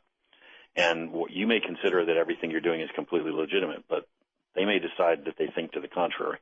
And their definition of what's right and wrong today may not be the same definition they have 10, 15, 20 years from now under a different government. So, I mean, there's a reason why we have these hard lines and shouldn't cross them. And so that doesn't mean that there aren't a lot of great people in NSA and that they don't do a very important job. They do. And also, by the way, I think that effectively everybody who's involved in this is acting genuinely out of the best interest in what they perceive to be the best interest of the country. In other words, I don't think there's any secret plot on their part to install a communist government in Washington, D.C. They're all doing what they think is the right thing to do to keep Americans safe. I don't think that changes the bottom line. The bottom line is the Fourth Amendment is there for a reason, and we should not be allowing collection on American citizens to the degree that we are allowing it. We've gone too far. It's dangerous. We ought to roll it back. One would have to think that if this went to the U.S. Supreme Court, if they ever accepted a case and looked at this, there is no way it could pass constitutional muster. Just no way. Right. I would hope so. But also, let's keep in mind that, the Congress has the capacity anytime it wants to revise legislation, pass new legislation, establish new standards. So, I mean, just because even if it was somehow declared that, yes, it's technically constitutional, does not mean it has to be allowed. I mean, that's the outer boundary of what's permissible. Congress can rein this in any time it wants. I think that going back to, we were talking earlier about the size of the intelligence community, national security apparatus, and so forth. Right. Okay, we live in a dangerous world. We need protection. We must be vigilant. We don't need all of the people we have. We don't need to spend as much money as we do. In many cases, it's not only not making us any safer, it may be making us more vulnerable because bureaucracy does not equal results. I think a lot of people are afraid to just say that and confront that, and I think a lot of those people are on the Hill. That when NSA claims, if we don't do this, we're all going to die tomorrow. And I know I'm being a little sarcastic, but that we have to do this or we're all completely exposed. That they are loath to say, you look. It's very difficult to find somebody who will stand up and say, really, I don't believe that. I don't think that's true. I mean, even if it is true, I'm not sure it justifies selling our civil liberties down the river. But in any event, I'm not sure that's true at all. I'm not sure that this is the only way we can protect the country. Well, here's a question for you. Is it working? It being this mass sort of... The NSA mass monitoring, yeah. Is it working? Are we catching people with little vials, biological crap getting across the border. Yeah. Right. So here's my response, and I'm going to avoid talking about specific NSA things because we're going to get into territory that I really can't talk about. Oh, come on. Let's go there. Specific name things. But I think I can answer your question without naming specific programs. I don't think that this is the way. I mean, having spent a lot of time doing counterterrorism, and I don't know, not in my experience. This is not the way you catch bad people. Which is not to say that technical capabilities are not extremely valuable, but they're very valuable typically when you already have a reason to be focused on somebody, or at least on a location, or at least on a group. The whole idea that we intercept basically every electron flying through the air in the entire world and run it through a giant computer and it automatically tells us who the bad people are, I don't believe it's possible, and B, I don't know of any evidence that suggests that actually works, and that's what's keeping us safe. I mean, I think what keeps you safe is those capabilities in combination with actually having people. I'm an old case officer, so I'll betray my prejudice. Guys out doing it the old-fashioned way, wearing out their shoe leather, running sources, focused operations, and then you're listening to the bad guy's phone and you're reading the bad guy's email, not intercepting every email on the planet and then trying to figure out which one of them is talking about a real wedding and which one of them is talking about a terrorist attack. That's right. All right. So having said all this, you don't think it works, particularly, and you do think that it slices and dices our Fourth Amendment rights. So, having said all that, Snowden is a hero or a traitor? Well, look, obviously the discussion that has resulted, I think, is productive. But when you take the quantity of data that Snowden took, jump on an aircraft, fly to communist China, take another aircraft from communist China to Russia, where you are now mysteriously living at their pleasure, I think it's really hard to characterize you as somebody who has chosen the right way to deal with these issues. And I know that there are no easy answers, and I know that being a whistleblower often doesn't really seem to give you the protections you should, and I'm not sugarcoating any of that, but I'm just saying when you steal a whole bunch of classified information and you jump off a plane and you next show up in communist China, I think you're going to have a really hard time convincing me that you're really on the side of the angels now. I think you've made some really bad decisions. I think you've crossed some lines that you can't cross. And I think if people really think that he has gone to communist China and now to Moscow, and that somehow or another all of the information that he is in possession of did not end up in the hands of adversaries of ours, that they are being exceedingly naive. I'm with you all the way. Stay right where you are. We're going to break. Relax for a moment. Pretty heady stuff. From the high desert, the great American Southwest, I'm Art Bell.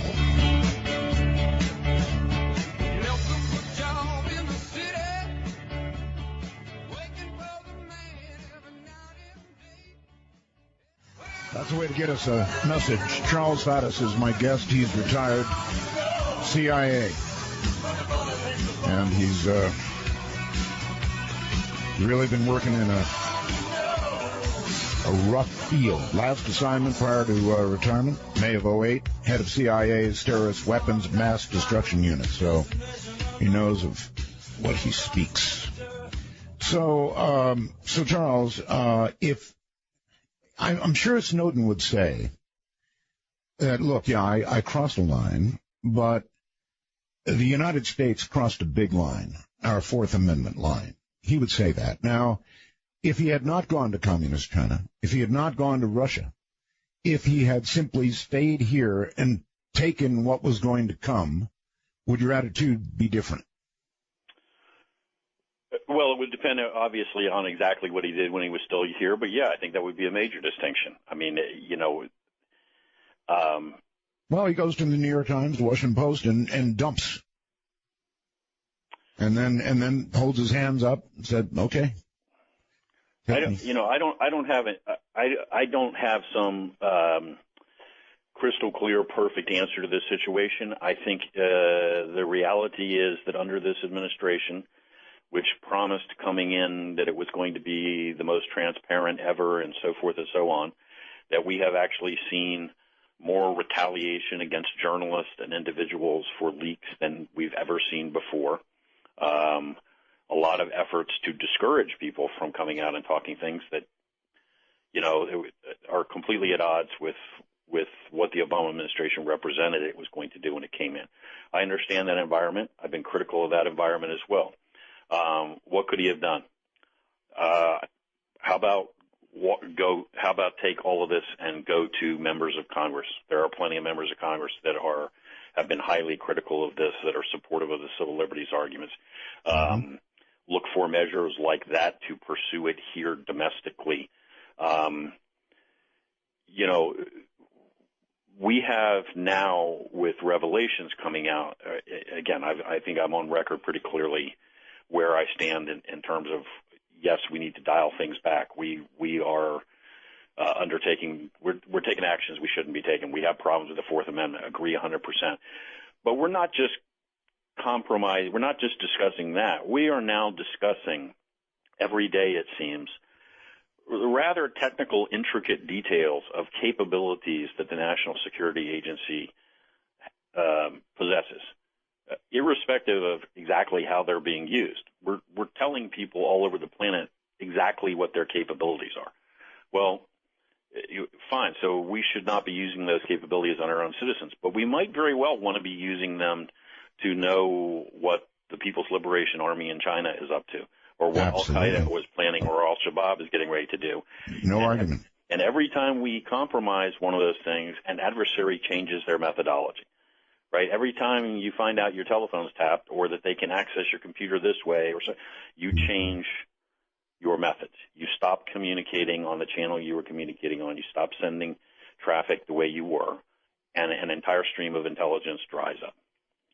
And that's the reality of what happens when you compromise operations, and that's the cost that we are paying. So a bunch of bad guys out there probably going, okay, no more Hotmail. Well, I mean, yeah, and we're talking, yes, I mean, that's an example, and we're talking way beyond that to specific capabilities and ways in which NSA does it.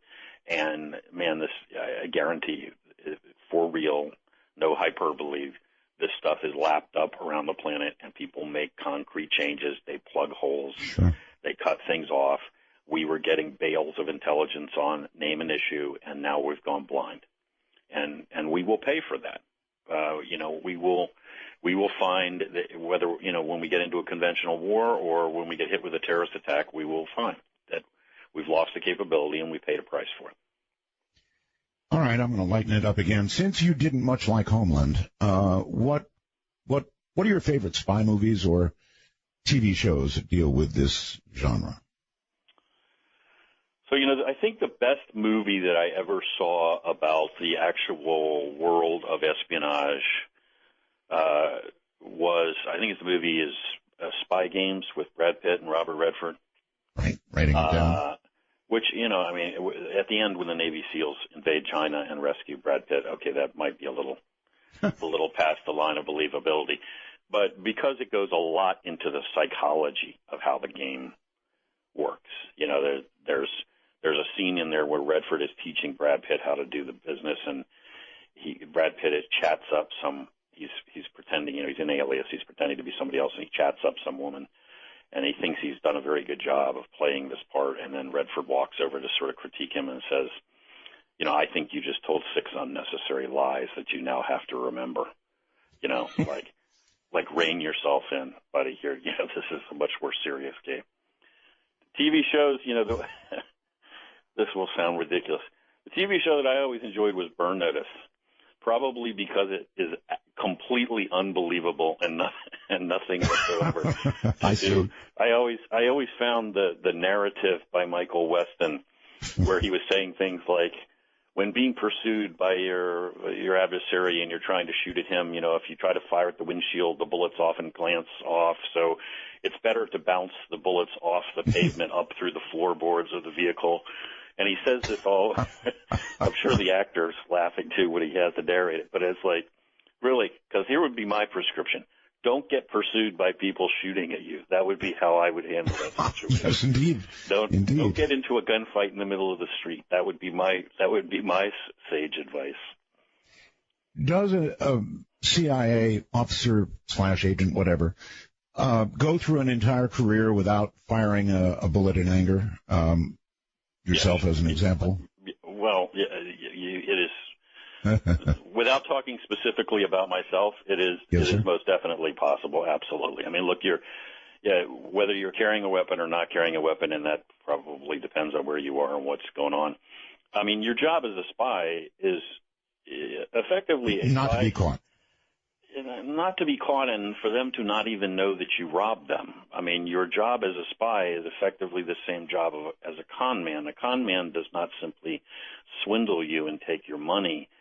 He swindles you and takes your money, and you don't even realize you've been conned. You're still, you're blissfully ignorant of what has just happened to you, that you have been fleeced. That's the essence of a con. That's what distinguishes him from a thief. So, I mean, a spy doesn't break into an office, crack a safe, steal the plans to the secret weapon, and then run away in a blaze of gunfire, because what happens is they just change the design of the weapon that you just stole the plans for. What you do is you break in, take the plans out, copy them, put the plans back into the safe, put everything back exactly the way it was, and creep off without anybody ever knowing that you were there. That's the essence of espionage. So if you're pulling a trigger, in most cases that means something has gone catastrophically wrong. I sensed when you accepted yourself from the rest of the response. This is another one of my pregnant pauses. Yes. So I guess I should not go there, huh? I was involved in a significant number of operations in areas like Iraq or other areas where counterterrorist operations, where obviously we, U.S. government writ large, were heavily involved in lethal operations, which are not really classic espionage type stuff. So, I mean, I'll leave it at that. Yeah, I've been involved in a number of operations where plenty of people got killed. Okay. Did you, regarding the killing of Osama bin Laden, did you know, without identifying, did you know the female depicted in that movie? I know of her. I don't really know her. I know a lot of people who know her much better than I do. Would they say that the movie was an accurate portrayal? Those people? No, I don't think that anybody on the inside thinks that was an accurate portrayal. I mean, in some ways, it's an accurate portrayal of her personality. But any suggestion, which I watched that movie, and that movie, parts of it drove me crazy. But any suggestion, which the movie, I mean, basically the movie's based on this premise that if it wasn't for this one person, we wouldn't have ever found bin Laden, and that she sort of spearheaded the entire effort over a period of years. And I'm not trying to take away from her contribution or say that she did not make a significant contribution. I'm just saying that's a completely erroneous picture. I mean, that effort involved hundreds of people over years, and many, many, many other people that made at least as big a contribution as she did. What would you say to somebody who would come to you? As I mentioned earlier in the show, a lot of talk show hosts come to me and say, "Hey, Art, what do I do? How do I do this? Advice, please." If somebody were to come to you, let's say graduating from college, and they would say, "You know what? I'm really thinking I'd like to be in intelligence. I'd like to be in the CIA. I'd like to be an operative, actually." What advice would you give them? Well, I actually do. I talk to a fair number of people who ask me that question.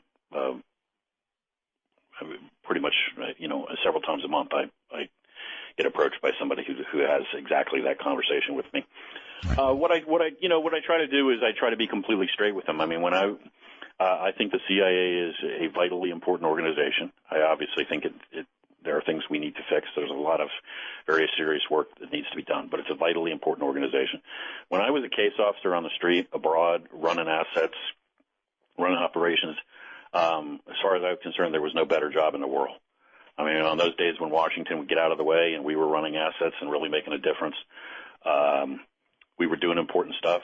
Frankly, we were having a blast. Great time. But I also tell them give them the reality. It is incredibly long hours. It is all consuming. I mean, in many ways, when you're abroad, you're never off duty. You're working 24/7, even if you're not technically working. I mean, there's really no such thing as like a rear area. You are on. It's incredibly stressful. You are, if you screw up, if you don't have your stuff together, people die, people go to prison. Yes. There are huge, huge, huge consequences. You are often working in extremely difficult, dangerous areas. They may be fascinating parts of the world, but they're also not the easiest parts of the world to live and operate in. So, it's not like, it's not even really like the military where you have a larger unit. There are no parades. There are no public, you don't get your medals and accolades. I mean, everything sort of occurs in the shadows. So you better be really self-motivated. You better be able to, if you're looking for somebody else to validate you and tell you you're doing a good job and slap you on the back, you're doomed. And also, you're usually working in a very small outfit. So you better also be a self-starter.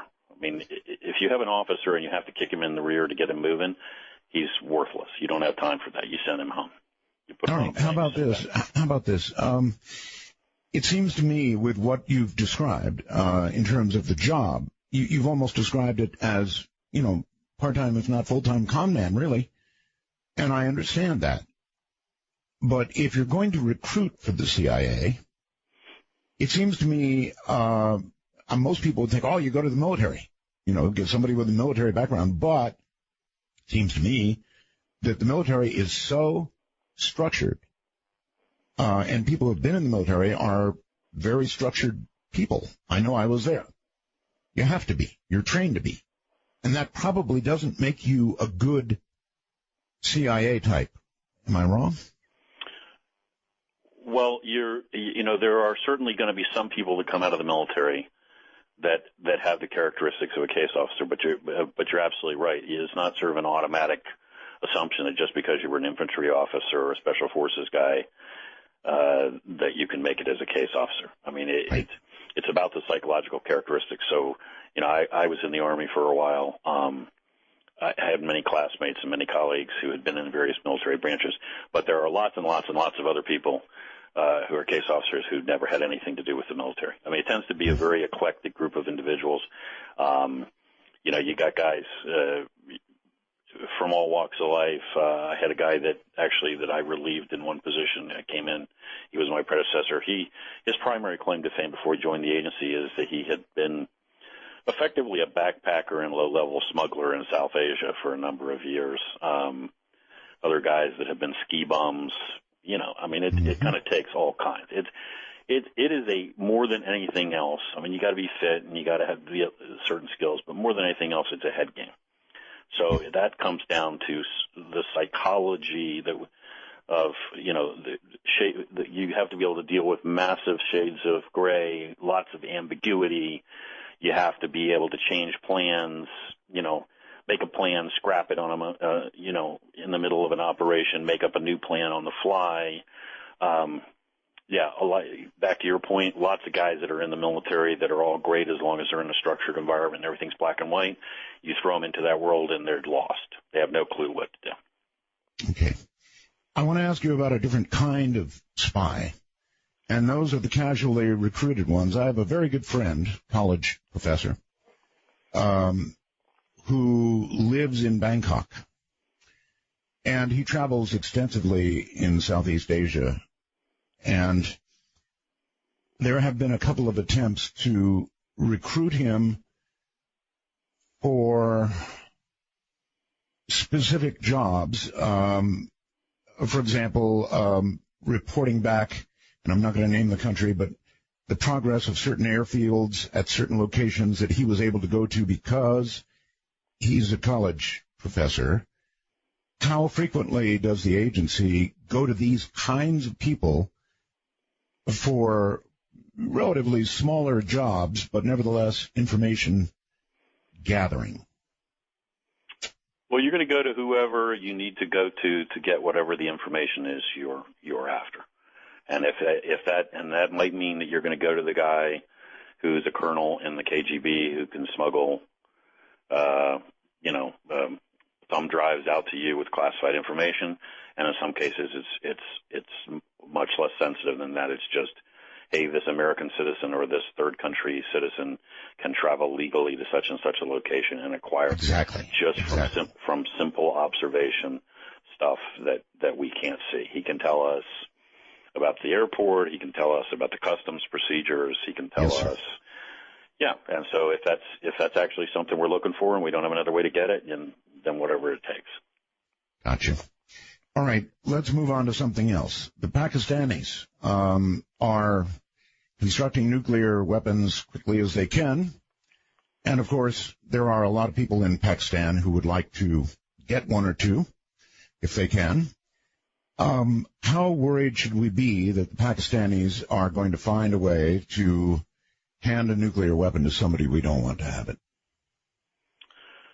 We should be really, really, really worried. I could probably add a few more reallys in there about the general idea that a nuclear weapon, a functional nuclear weapon, so not raw materials, pieces of, but a ready-to-rock and roll nuke, is going to somehow or another find its way from the hands of the Pakistani government into the hands of one of a number of different Islamic extremist organizations. I say one way or the other because not so much that I think the government of Pakistan as an entity would officially hand over such a weapon, but in a couple of different ways at least. First of all, there is a rising level of extremism, Islamic extremism, within all of the Pakistani armed forces and security forces. These are the guys that used to be referred to as sort of the bastions of secularism in Pakistan, and the reason why it was okay that they had all these nukes because they would make sure they never got into the wrong hands. But all of those organizations are now increasingly filled with extremists. In other words, sympathizers with terrorist groups. So it is entirely possible that not so much as an official act, but folks on the inside could take a weapon and give it to a group. And then the other thing that has happened in Pakistan is there have been quite a number of assaults on major military installations that have been largely successful. Like Pakistani extremists in sufficient numbers have overrun the defenses of an airbase, gotten onto the runway, destroyed jet fighters. I mean, this kind of thing has happened multiple times. So even if it's not given to them, there's a real possibility that at some point in the future you could have these guys actually attack one of the installations where the nukes are kept and just steal one, throw it in the truck, and drive off with it. And then you will not have nuclear material that they have to turn into something. You'll have a fully functional implosion device capable of taking out the heart of a city, and it'll be loose running around the world. When we did go get bin Laden, we didn't tell Pakistan. This upset them greatly. Had we actually told Pakistan or anybody in the military or, I guess, the political structure in Pakistan, would we have still found bin Laden, in your opinion? I'm not sure, but I am sure that it was absolutely the right decision not to tell them. That the risk was way too high that he would have been tipped off. I mean, where bin Laden was found is in a relatively modest-sized Pakistani city, filled with a lot of military personnel, and basically their military academy is there, but there are also a lot of retired people there. Now, this is a country that's filled with terrorist activity, filled with drug cartels. It's the kind of place where there's a lot of nefarious stuff going on. Every house of any consequence has a walled compound. You have multiple servants, and you always have a guard on your gate at night, probably during the day. Criminal activity, all this other stuff going on. People pay attention to their surroundings. You know, this is not some neighborhood in the United States where people don't talk to their next-door neighbors and don't even know their names. Right. In a society like this, you know who your neighbors are. You know what's going on. And if there's anything weird going on with them, you worry a lot because there are real bad people floating around the country, selling drugs, killing people, blowing things up. In the midst of this place, this town, with all of these prominent people and this And in this kind of environment, you have these guys come in, bin Laden and company, buy a house, retreat behind the walls, interact with nobody, speak to no one, never come outside. Nobody has any information on who they are. So all of those things ought to be red flags, sending out red flags to everybody around there, like, who are these guys? Not necessarily that they would say, hey, I bet that's bin Laden, but this doesn't smell right. These guys could be involved in some kind of criminal activity. And these are all retired colonels, generals, whatever, active duty officers. These are all people that are plugged in the security service. Nobody does anything, according to the Pakistanis. Nobody inquires. Nobody asks any questions. Nobody pursues the matter. Right. Now, at the end of all of this, you're left with two conclusions, in my opinion. A, the Pakistanis are incompetent on a scale that's mind-boggling, that this guy was hiding in plain sight in this kind of area, not up in the mountains in the middle of nowhere. Or B, there's collusion on some level. That somebody, not necessarily the Prime Minister of Pakistan, but somebody at some level in in some security service was aware he was there and was assisting him. Now, I don't know what the answer to that is, but neither one of those is an encouraging picture in any way. I would say B sounds a lot more probable. Probably. I would agree.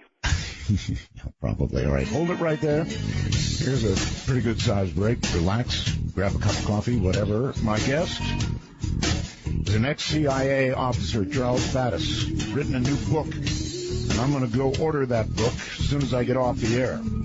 That's how good I think it's going to be. This is Dark Matter.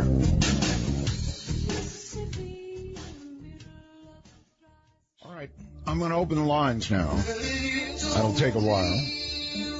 We're going to open all the lines and allow you an opportunity to call and ask a question. And it's not frequently that you get somebody recently retired from the CIA willing to answer questions. My guest is obviously a brilliant guy, Charles Faddis. He's written a book called Kappa, which I intend to get immediately because it's my kind of book.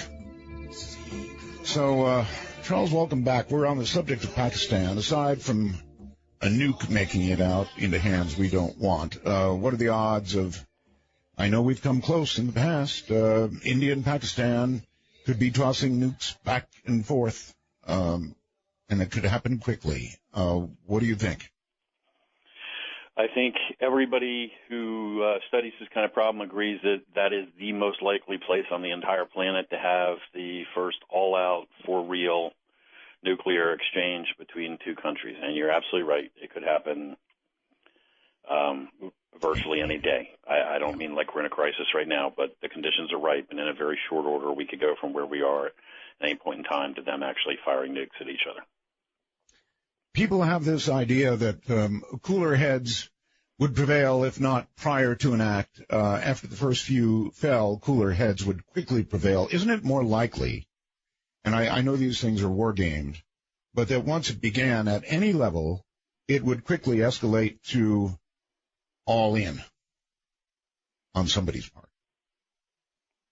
Yeah, well, it's certainly at least as likely as it is that somebody's going to actually gain control over it. You know, I remember, I'll leave the country out of this so we can talk about it, but I remember once discussing in a location on the planet when people were asking us about why we didn't have the nuclear war plans for a particular country, why we didn't know what they were. Like, in other words, why hadn't we stolen them yet? Mm-hmm. And my response was, you know, you presuppose that they have such a plan and that there is such a plan to steal. Just because we think like that and we have that level of organization and detail does not require everyone else on the planet to act like we do. They may, you know, and I think that would be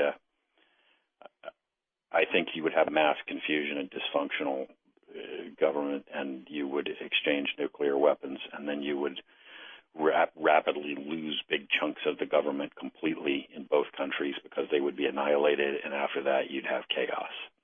And God knows how many nukes would be exchanged. And Pakistan and India are there are a lot of amazing people there and fascinating parts of the world, and they're in very, very difficult economic circumstances. And on a good day in that part of the world, in many places, people are struggling to survive. So you can imagine what life's going to be like there after you launch a couple of dozen nukes each way into each other's country and take out most of the big cities. You're going to be back in the dark ages real fast. Well, as I mentioned, it seems to me the inclination, once they're, beginning to exchange a city gone here, a city gone there, then, you're faced very quickly with we're all in and we've got to, destroy everything we can destroy at once before we're destroyed. It's an old story, one that we lived with respect to the Russians, the Soviet Union, excuse me. So it escalates, I guess, pretty quickly to an all-in situation. Well, the first thing that's going to happen in any situation is you're going to hit the opponents. You're going to go for his nuclear forces in his capital city. So the first thing you're going to do as the Indians is take out Islamabad, and the Pakistanis are going to take out New Delhi. So in the process of doing that, presumably you're going to destroy a huge portion of the national leadership in both countries. So now that you've decapitated the countries, the chance of having some sort of restraint is now you're going to get spasmodic responses. Plus, as you said, everybody that's got a nuclear weapon in a delivery vehicle, an aircraft, a missile, whatever it is going to be thinking, I need to get it off the ground while it still works. Exactly. To shoot at the bad people before they blow it up on the ground here. So all of that argues for reflexively launching more or less everything. It's a terrifying situation. The Pakistanis are building nukes at a fantastic rate. They're rapidly going to overtake other countries. I think they're now, number 5 in terms of nuclear arsenal. In the midst of all of that chaos and craziness, they're pumping resources into building more and more and more nuclear weapons that they are less and less capable of keeping safe and secure. How do you feel about proliferation? It's an interesting conundrum because, on the one hand, any nation developing nuclear weapons is immediately a pariah, and they remain a pariah, and they suffer every possible sanction that anybody can think up. However, it seems like once they actually get nuclear weapons, then they get to join the club. Right. Well, this is a really interesting question. This brings us to sort of the question of Iran and the lessons that they drew from our invading Iraq. One of the they've been pursuing a nuclear weapon for some time, but one of the clear lessons to them was, you guys wouldn't have been so fast, so quick to go beat up on Saddam if you'd thought he actually had a few nuclear weapons and the capacity to deliver them. You would have treated him with a lot more respect and restraint. Absolutely. Because you would have been afraid. So they came away from that with we want to make it over that threshold at some point lesson. We want to be in that position where we can say to you, you're not coming here. You're not going to be able to push us around because we can bite back. Right. So doesn't our attitude, to some degree, force some of these countries to move ahead as quickly as they can, to go from being pariah to being possibly dangerous and, respected in some weird way? Well, I don't know what the alternative would be. I think that it is a factor that we have to be aware of, that folks are going to try sometimes to get across that threshold as quickly as they can. I don't think we could adopt a policy where we would just sort of allow anybody that wanted to acquire nuclear weapons, because they're just, many of these countries just don't have the requisite level of stability.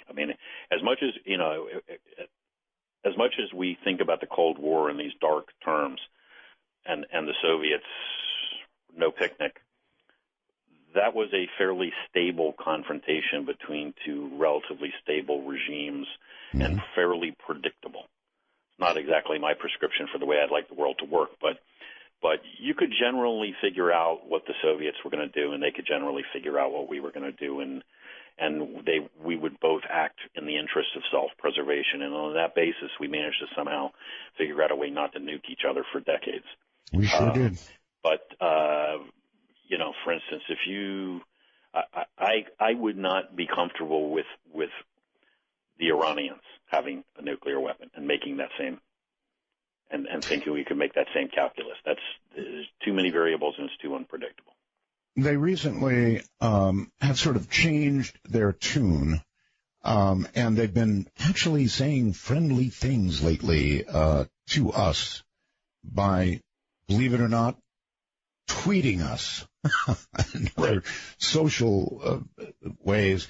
And so do you think that that is all kind of a stall while they continue to work as hard as they can? Yes.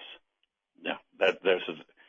This is all nonsense, and none of it means anything other than a tactical maneuver. It does not change their objective. Their objective is not necessarily at this stage to make the decision to finally finish assembling the bomb, but to definitely be in a position where they have all the pieces and they can assemble it very, very, very quickly, to have what the Israelis call a virtual bomb. So close that they can effectively jump across that threshold at a moment's notice. And every other decision is tactical. So if they can speed up in that process at certain times, they will run. And if people are really watching them and threatening them and they need to put down their tools for a moment and make soothing noises until people stop leaning on them, then they'll do that. But none of it changes the fact that in the end, their intention remains precisely the same. They haven't changed anything. If they have to be stopped, would you think we would be the ones, or do you think that it would be a joint American-Israeli operation? You're talking about something like bombing Iran now? Yes. It could be either, but I mean, there's a lot of discussion about the Israelis doing this unilaterally, right? And yes. I've worked a lot with the Israelis, and I have great respect for them. And they live in a very tough neighborhood, and they're not always the easiest people to deal with. But you know what? If I lived under their conditions, subject to that level of threat, I'd probably act exactly the same way. A lot of this verbiage about sort of like, you Americans better do something, or we're going to do it ourselves, is in my opinion a tactic on the part of the Israelis to exert pressure on us, and for good reason, because they don't want us to let this happen. The Israelis are great, but they do not have our level of military force, and they don't have a lot of our capabilities. And if you're going to go hit Iran and actually take out their nuclear program, you need a lot of aircraft, you need a lot of particular types of munitions, you need mid-air refueling because the distances are vast.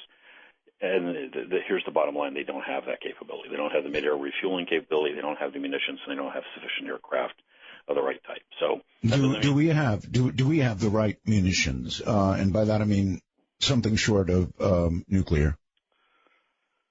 Well, we are closer than they are. We have munitions that are specifically designed for hitting underground bunkers and things like that. Now, ultimately, whether they prove successful, nobody knows till the shooting starts, but the Israelis don't. We probably do. That doesn't mean that if we really just drop the ball and they're up against it, that the Israelis won't try. That's not what I'm saying. I mean, and when push comes to shove, they'll do what they have to do, but they won't magically acquire B-1s, B-2s, B-52s in mid-air refueling capability and the capacity to do that. What they'll be able to do is launch raids, which will be much less effective. All right.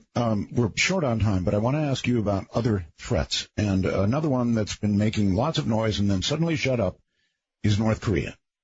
They successfully launched a missile, somewhat successfully, and they somewhat successfully have tested nuclear devices. There's some argument about that, the amount of the actual yield and all that. But how much of a threat is North Korea with regard to the possibility of the Second Korean War? I mean, Seoul is right there. Yeah, right. I mean, that's the thing that people who haven't been to Korea don't realize, that Seoul is virtually in the front lines here. I mean, when the war starts, the capital city is more or less in artillery range, and a huge portion of the population is right in the middle of the war. I think it's a very significant threat in the sense that the North Koreans, it's just a pretty erratic and in some ways difficult and unpredictable regime. I mean, it's just so bizarre that it's very hard to kind of rule anything out with the North Koreans. Even when you've made your best calculus, there's still a very large wild card factor that they could just do something completely irrational. That said, I will say this. I think what the North Koreans have done is they have fallen into a pattern for many years now of basically being what I refer to as nuclear brats. So they throw a tantrum, they make all sorts of threats, they test a nuke, they fire a missile, and we yell and scream and threaten them, and then in relatively short order, we go back to talking to them, and then in relatively short order, we typically make concessions, and we ship them food or we loosen sanctions. That's right. In other words, we reward them for their behavior. So That's right. I think the best course of action with them is obviously to maintain military force to respond if they attack. But by and large, when they're doing all of this madness, to just sort of ignore them. Kind of the way you would ignore a kid that you sent to his room and now he's standing upstairs screaming. Just whatever. Well, you're certainly right about the way we treat them. We scream and yell, and then, as you point out, we talk and ship food, that sort of thing. So that goes back to the discussion we were having about proliferation. If they didn't have nuclear weapons, it wouldn't be the same cycle at all, would it? No, I mean, you're right. They made it across the threshold. Of course, there is the added complication in the case of North Korea that they are directly under the protective wing of the Chinese. I mean, the Chinese are good buddies now. They make all of this possible. If the Chinese really wanted to stop all of this behavior, it would be relatively straightforward because the economic survival of North Korea is completely dependent on the Chinese. I mean, if they decide they want the behavior to change dramatically, they can change it any time they want. Okay. It has been alleged in the past that the CIA, in places like Afghanistan, when they needed to, either supported or assisted in the smuggling of drugs. Would you care to comment on that or not?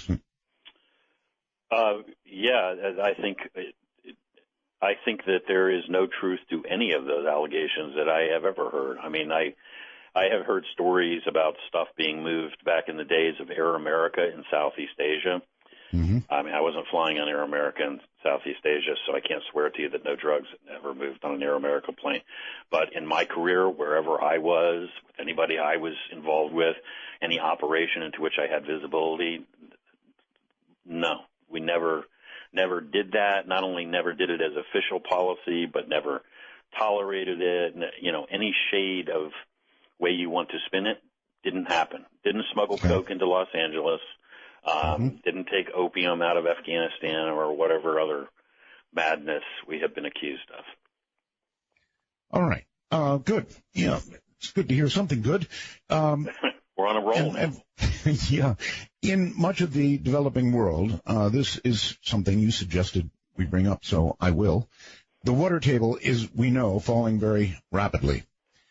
Now, if you combine this with population growth, which is growing very rapidly, what happens when the water is exhausted, and what are the prospects for hungry people all over the world?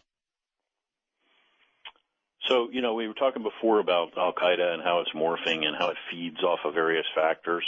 That's right. I mean, this is, you know, true more broadly than al-Qaeda of problems, instability, violence, threats to world peace. I mean, we have a massive population growth issue. And we have major issues like falling water tables. So, for instance, in India, which sort of for a time period kind of escaped from the threat of famine by bringing in all sorts of hybrid crops. They paid the price for that by the fact that these hybrid crops, these new crops, need a lot more water than what grew there originally. Right. So they now are in places where the water table in some places is falling like 3 feet a year. You're chasing the water down. Okay, well, obviously at some point you can't get the water anymore. In Yemen, places where the wells are now, the well used to be, say, 100 feet deep in Amos City, and now you're not finding the water table till you hit 2,000 feet. And they're actually having to employ techniques from the oil drilling industry to get water out of the ground. Well, even all of that only works for a certain period of time. I mean, this is just, there's a clock ticking, and you're going to have, you're going to have disaster. Saudi Arabia decided a number of years ago it was going to go into wheat production to become self-sufficient in food. They had an aquifer underground, but it was what's called a fossil aquifer, meaning there's a certain amount of water, but it's not recharging from rainfall. Whatever the hell's in the aquifer, it's there. And when you finish sucking it dry, it's not going to recharge because, well, it's a desert now. Right. They've drained it, so they don't produce their wheat crop. That's done. Now they got to import food. That entire effort is terminated. They've already used all of that water. So this is happening all over the place. Population growth, and what results when you all of a sudden you got people and you can't feed them, and entire cities can't get water. Madness, chaos, breakdown, civil order, violence, and there are big portions of the world where this is what you're going to see. There are people, Charles, who feel that everything you just said is completely accurate, and that in order to avoid that outcome, something biological should be released, and the world's population should be reduced. Are you familiar with that line of thought? Yeah, I'm familiar with it, yes. Is that something to be concerned about? Well, I think we have come, let me take this slant on it. I said before I started working terrorism a number of years ago. These days, when we think of terrorism, we think Al-Qaeda and then maybe some of the affiliated groups. That's right. That's not the definition of terrorism. That's not the world of terrorism. That it is not limited to purely Islamic extremist groups motivated by that. When I was first cutting my teeth in the world of counterterrorism, it was all working Marxist-Leninist terrorist groups or state-sponsored, Palestinian groups and guys like that. And by and large, none of those groups were motivated by religion. So we can face terrorist threats from groups that don't have anything to do with Islam, or for that matter, for religion, sort of end-of-days groups. Aum Shinrikyo, which was the sect in Tokyo years ago that actually released nerve gas in the subway, was basically one of these, the end of times is here group, and we're going to kind of hurry us along down that road. So, yeah. Yeah, if time won't end, we'll end it. Yeah, we're tired of waiting for the world to end, so we'll just make it happen. Yeah, we could see people get a hold of biological weapons, this kind of stuff, and absolutely, they could be saying, "Hey, we're cleansing the planet, we're saving Mother Earth." Right. They could be motivated by whatever ideology they've come up to. And we got in Central Africa, there's a group, the Lord's Resistance Army. Right, these guys, they engage in witchcraft. They kill people and take their kids and turn the kids into child soldiers. They mutilate people, gang rape, every nasty thing. They classify themselves as a Christian group, and they believe that they are following the tenets of the Ten Commandments. Now, I obviously missed something when I read them because I don't remember anything about gang rape, child soldiers, or witchcraft, but I mean, they've somehow managed to find a way to take the Ten Commandments and find in their justification for committing the most heinous acts on the face of the planet. Interestingly, the Pope just said, essentially, God save us from ideological Christians. Stay right where you are, Charles. We're going to open the phone lines are open and quite filled. 1-855-REAL-UFO. If you have a question, we'll try and get an answer for you. I'm Art Bell, and this is Dark Matter raging in the night.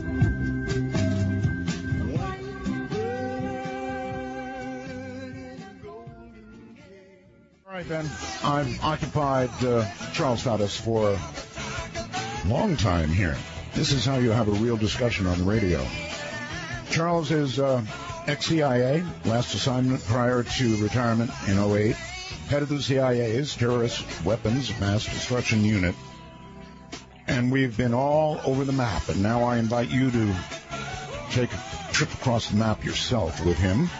I'm going to buy his book immediately, and I'm plugging it for him consciously. It is Kafa, Kaffa, about a biological attack on the United States. And I would say he would be one who would know how it would happen. If you want to read about how it would happen, Kaffa is the book you want.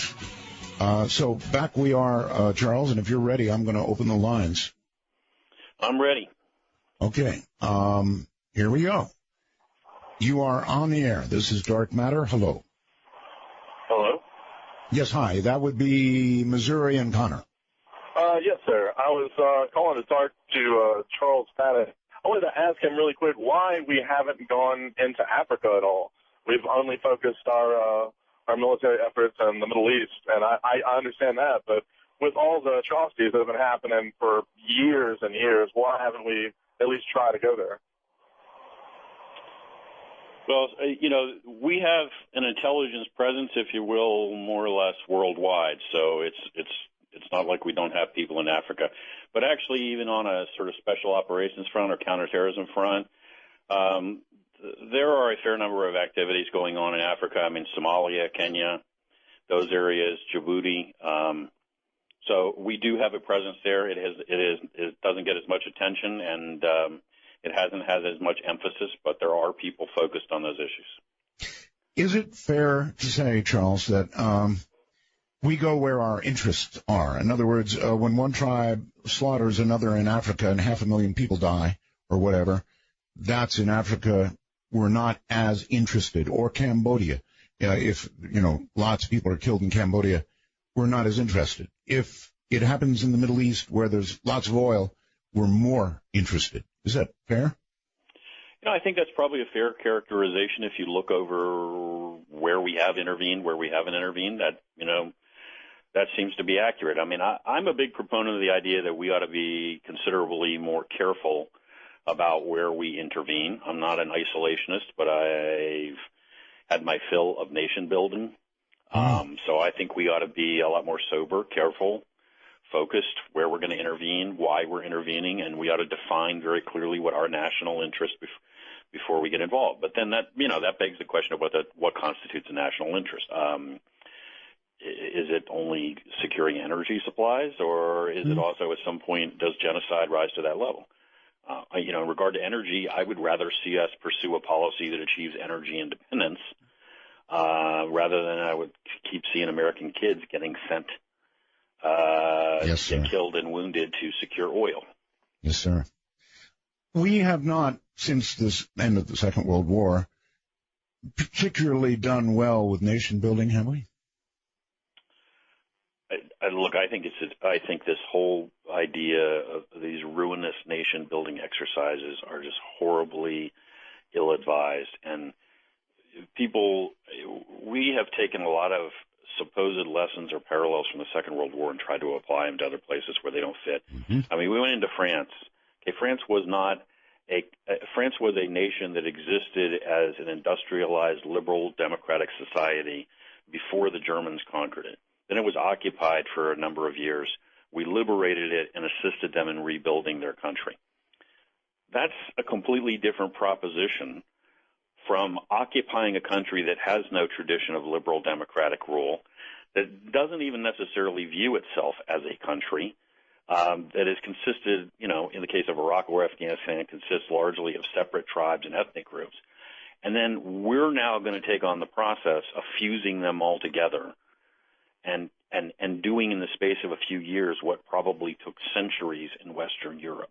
And is it fair to say that democracy is not always exportable, certainly not successfully?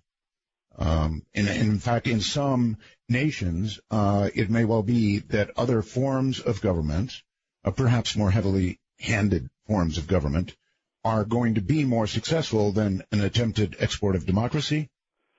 I think it's certainly fair to say that if you're talking about current conditions, that is absolutely the case. Now, I'm maybe optimistic, I think, enough to think that eventually most countries may evolve at some point in the future there. Hopefully. But we're not going to do that in the space of a few years.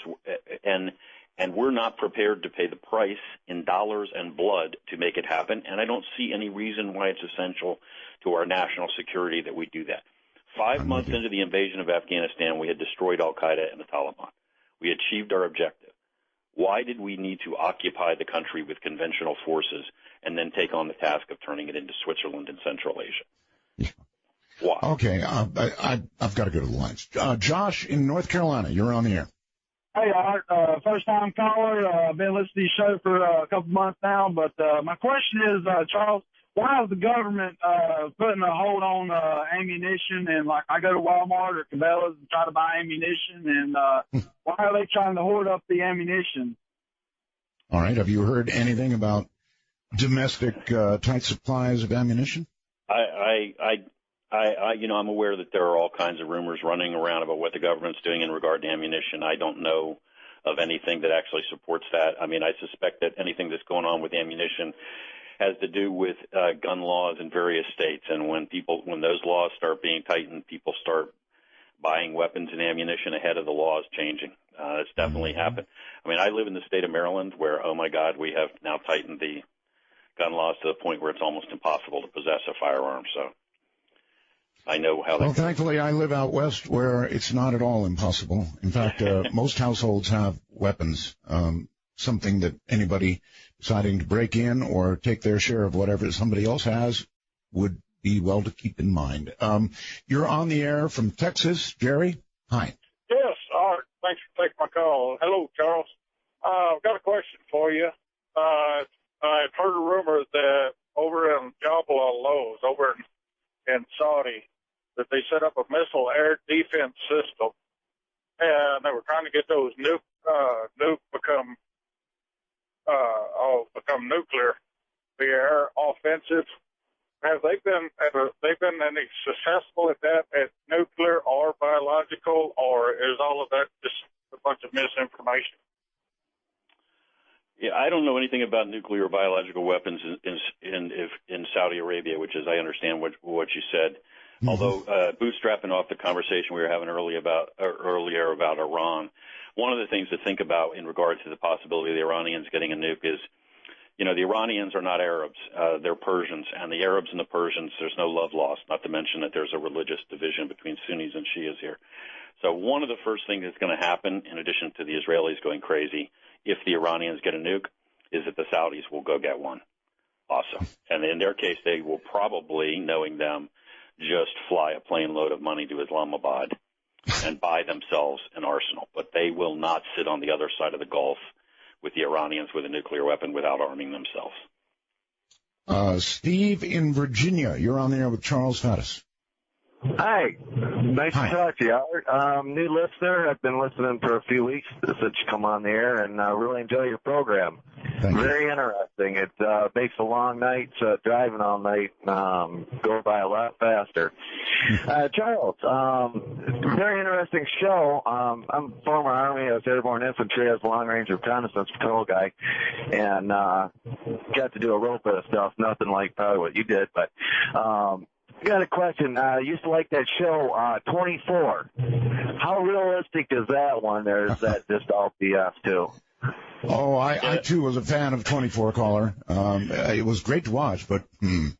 not particularly realistic, but, hey, I'm the guy that said that he liked Burn Notice, so I can't quibble about that. Okay, off to Michigan, I think, and Bill. Hi, Bill. Hi, Art. Just a quick question. Have we actually found any deployable biological weapons with any of these terrorist groups? Good one. So the question becomes what we mean by deployable. The issue with biological weapons and chemical weapons frequently, or the biggest issue is less the capacity to make them and more the capacity to disseminate them. In other words, to spread them effectively. So we were talking before about Aum Shinrikyo in Japan and hitting the subway with nerve gas, and their nerve gas was very, very deadly. But they did a really terrible job of disseminating it, thank God, and they only killed a handful of people. And that tends on the biological side to be the breakdown with terrorist groups as well. They can acquire or cultivate or create small quantities of the material, but they can't figure out yet how to use it effectively. So let's hope they stay hung up like that for a while. Okay. Agreed. All right. Thank you very much. All right. I guess I would classify you, Charles, as surprised that we have not yet had a biological attack here of significance? Well, yeah, I mean, mildly. I mean, and apprehensive, maybe. We have a tendency, unfortunately, it seems to me, to not really treat a threat as serious until such time as we have suffered the consequences. So for those of us who worked counterterrorism pre-9/11,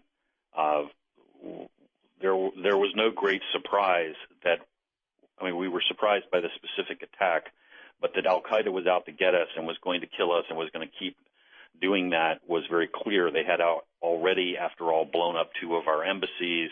They had tried to sink a warship in Yemen. We were already at war with them, and yet it took 3,000 people getting killed before we could get people to all of a sudden cut us some slack and let us start going after these guys.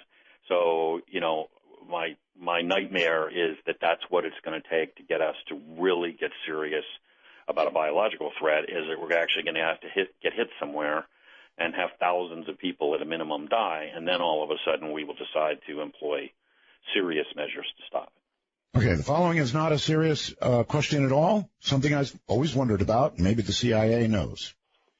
Could there be any truth to the fact that cold remedy companies are out with little vials of the flu every year, spreading it about prior to their advertising campaigns?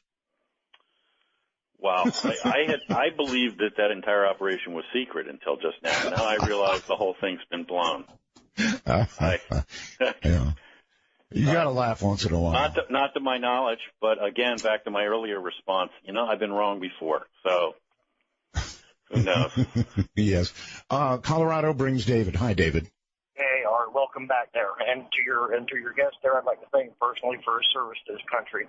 What I was wondering there is he was talking about the possibility of a nuclear bomb being maybe stolen from Pakistan, something like that. But what kind of a danger we really over here in the continental United States? Because from my understanding, they have a very limited shelf life without maintenance to them. And, you know, do they really have the ability to get it over here that quick? Well, so if you're talking about a fully functional nuclear device and you know, you kind of wanted to put it on the shelf and then be able to guarantee that you can use it on a moment's notice, you know, at some undetermined time in the future, that turns into a pretty complicated engineering equation and requires all kinds of stuff. But basically, here's my thesis, and certainly what I've always said on this issue. As soon as a terrorist group acquires a nuclear weapon, they're going to use the nuclear weapon. As fast as they can get it to anything that they consider to be a target that's worthy of the use of that weapon, they will take it to that target. It'll be largely opportunistic. So if they have a capacity to get it to the United States, they'll get it to the United States, and they'll pretty much get it to whatever city they just happen to be able to get it to, based on whatever random factors are at play. If not, they'll get it to Europe, or they'll get it to wherever. Speed of delivery, I mean, you know what the most likely way they do it? They're going to throw it in a container and put it on a cargo ship.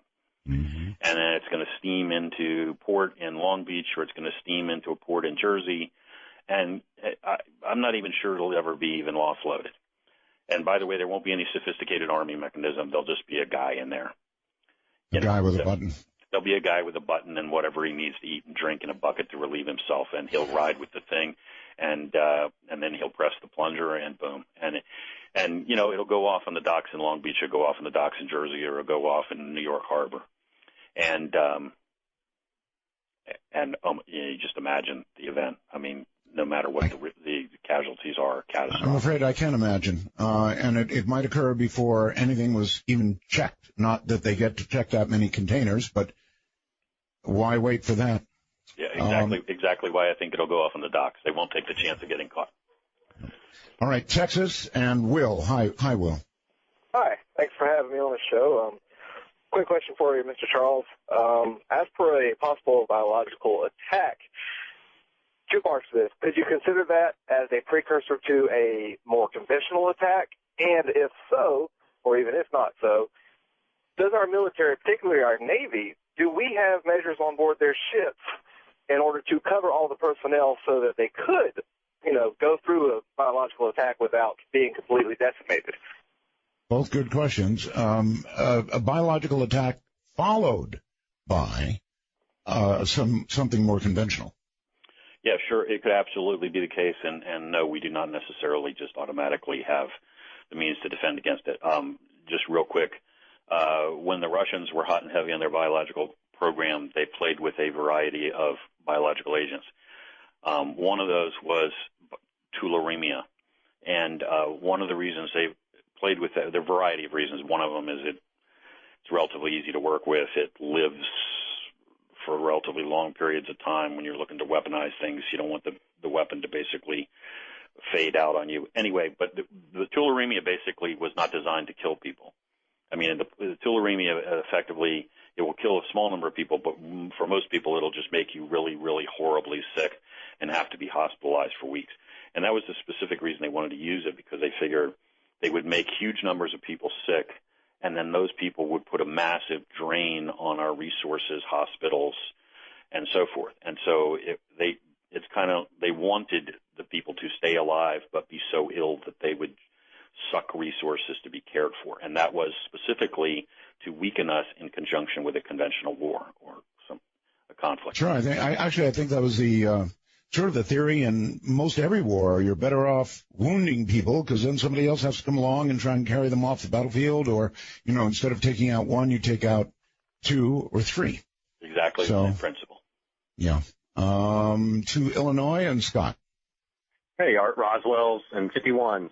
Spoke to you last week. I used to be stationed, and Charles, nice to meet you. You've been a great, great guest.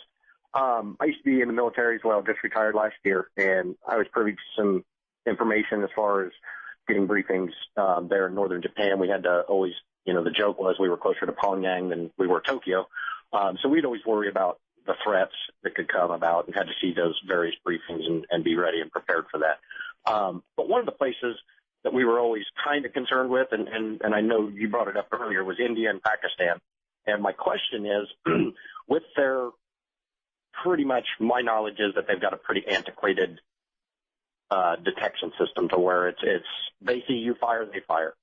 There's no red phone, there's no 30 minutes coming over the Arctic Circle like there would be if it was a Russian attack. And with those two countries going to war, it's almost guaranteed that nukes will be used if they were to ever go to war, and hopefully they don't. What would the world's response and what would our response be to that scenario, or would we stay out of it? I mean, I can't see us staying out of it because, it's obviously not in our nature to stay out of something of that gravity. Really good question. Yeah, well, I think your description of the situation in terms of lack of warning and so forth is pretty accurate. I mean, they don't have the systems that geographically there's no distance. I mean, yeah, if they're going to be lucky to have notice before something impacts, and then they're just going to fire. What would we do? I think we would do whatever we felt like we could to try to convince them to stop. But I suspect that there's nothing that we could do that would have any effect. We're not going to jump into the middle of the conflict and try to disarm these two powers as they're shooting nuclear weapons at each other. And in any case, I think basically the exchange is going to be over in the course of a couple of days, and then you're just left with the aftermath, which is going to be unthinkable. I mean, that would certainly define the term burn notice, wouldn't it? Yeah. If you spend time in the subcontinent and you know the challenges there and how difficult life is and how the infrastructure already doesn't work and power goes out 6 times a day in Delhi and water goes out and the chaos and the beggars and all of that stuff, and then you imagine nuking what little infrastructure exists, wow. I mean, it's going to be hideous. And it is absolutely possible. It is the single most likely place on the entire planet to have the first ever for real nuclear exchange. All right, very quickly, Mike in California. Great show, Art. Great show. My question is, it seems like the terrorists want to get the biggest bang for their buck. I mean, kill and maim as many people as they can. Is there a biological agent that could be put into the water supply that would, kill thousands of people? Because in my area, there's a lake that supplies a major city on the West Coast. It's only about 100 acres. If they were to dump an agent in there, it'd kill thousands of people. At least. So here's the we've been searching for the last several hours for good news. So here's some good news. There are plenty of toxins or a number of toxins which are incredibly lethal to people in really, really, really tiny quantities. And if administered directly to you or into your food or your water, will definitely kill you very quickly. When you start doing the actual math on volume of even a month. Talk about over coffee or beers? No.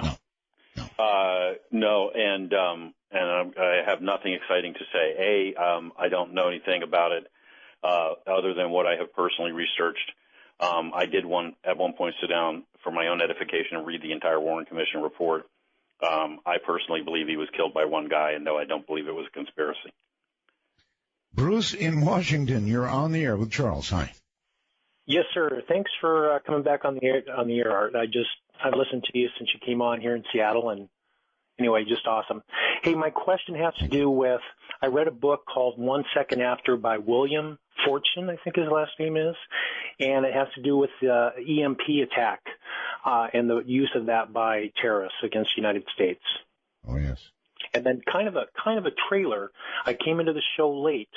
Did you ask about Roswell, New Mexico? No, and what he might. Okay, no, gotcha. But let's take your first one first. 1 second after, and the possibility of an EMP attack. What do you think about that, Charles? Well, there's a lot of people that are concerned about EMP. In fact, I know even people in Congress that are concerned about the idea of an EMP attack, which would basically fry all electronics. There's a lot of people that are concerned about it in the context of nuclear attack as part of the impact of a nuclear weapon going off. I don't know of any other realistic options, real-world near-term options for somebody to generate this electromagnetic pulse without a nuclear weapon. That's the stuff of fiction. But probably being worked on, though. And as far as Roswell is concerned, I'm sure you've got absolutely nothing, right? Yeah, I get absolutely nothing. When I left the bunker where they keep the alien bodies, they made me swear that I would never talk about it. So I knew that. All right. Listen, my friend, you have been just fabulous. What an incredible interview. And I hope everybody runs out and buys your book, Kaffa, because I'm going to. So I appreciate your being here. And again, a fabulous interview. Thank you. Thank you, sir. Good night. There you have it, Charles Faddis and his book, Kaffa. Never had 4 hours with an ex-CIA guy before. This was really something. From the high desert, the great American Southwest, good night. Midnight in the desert, and there's wisdom in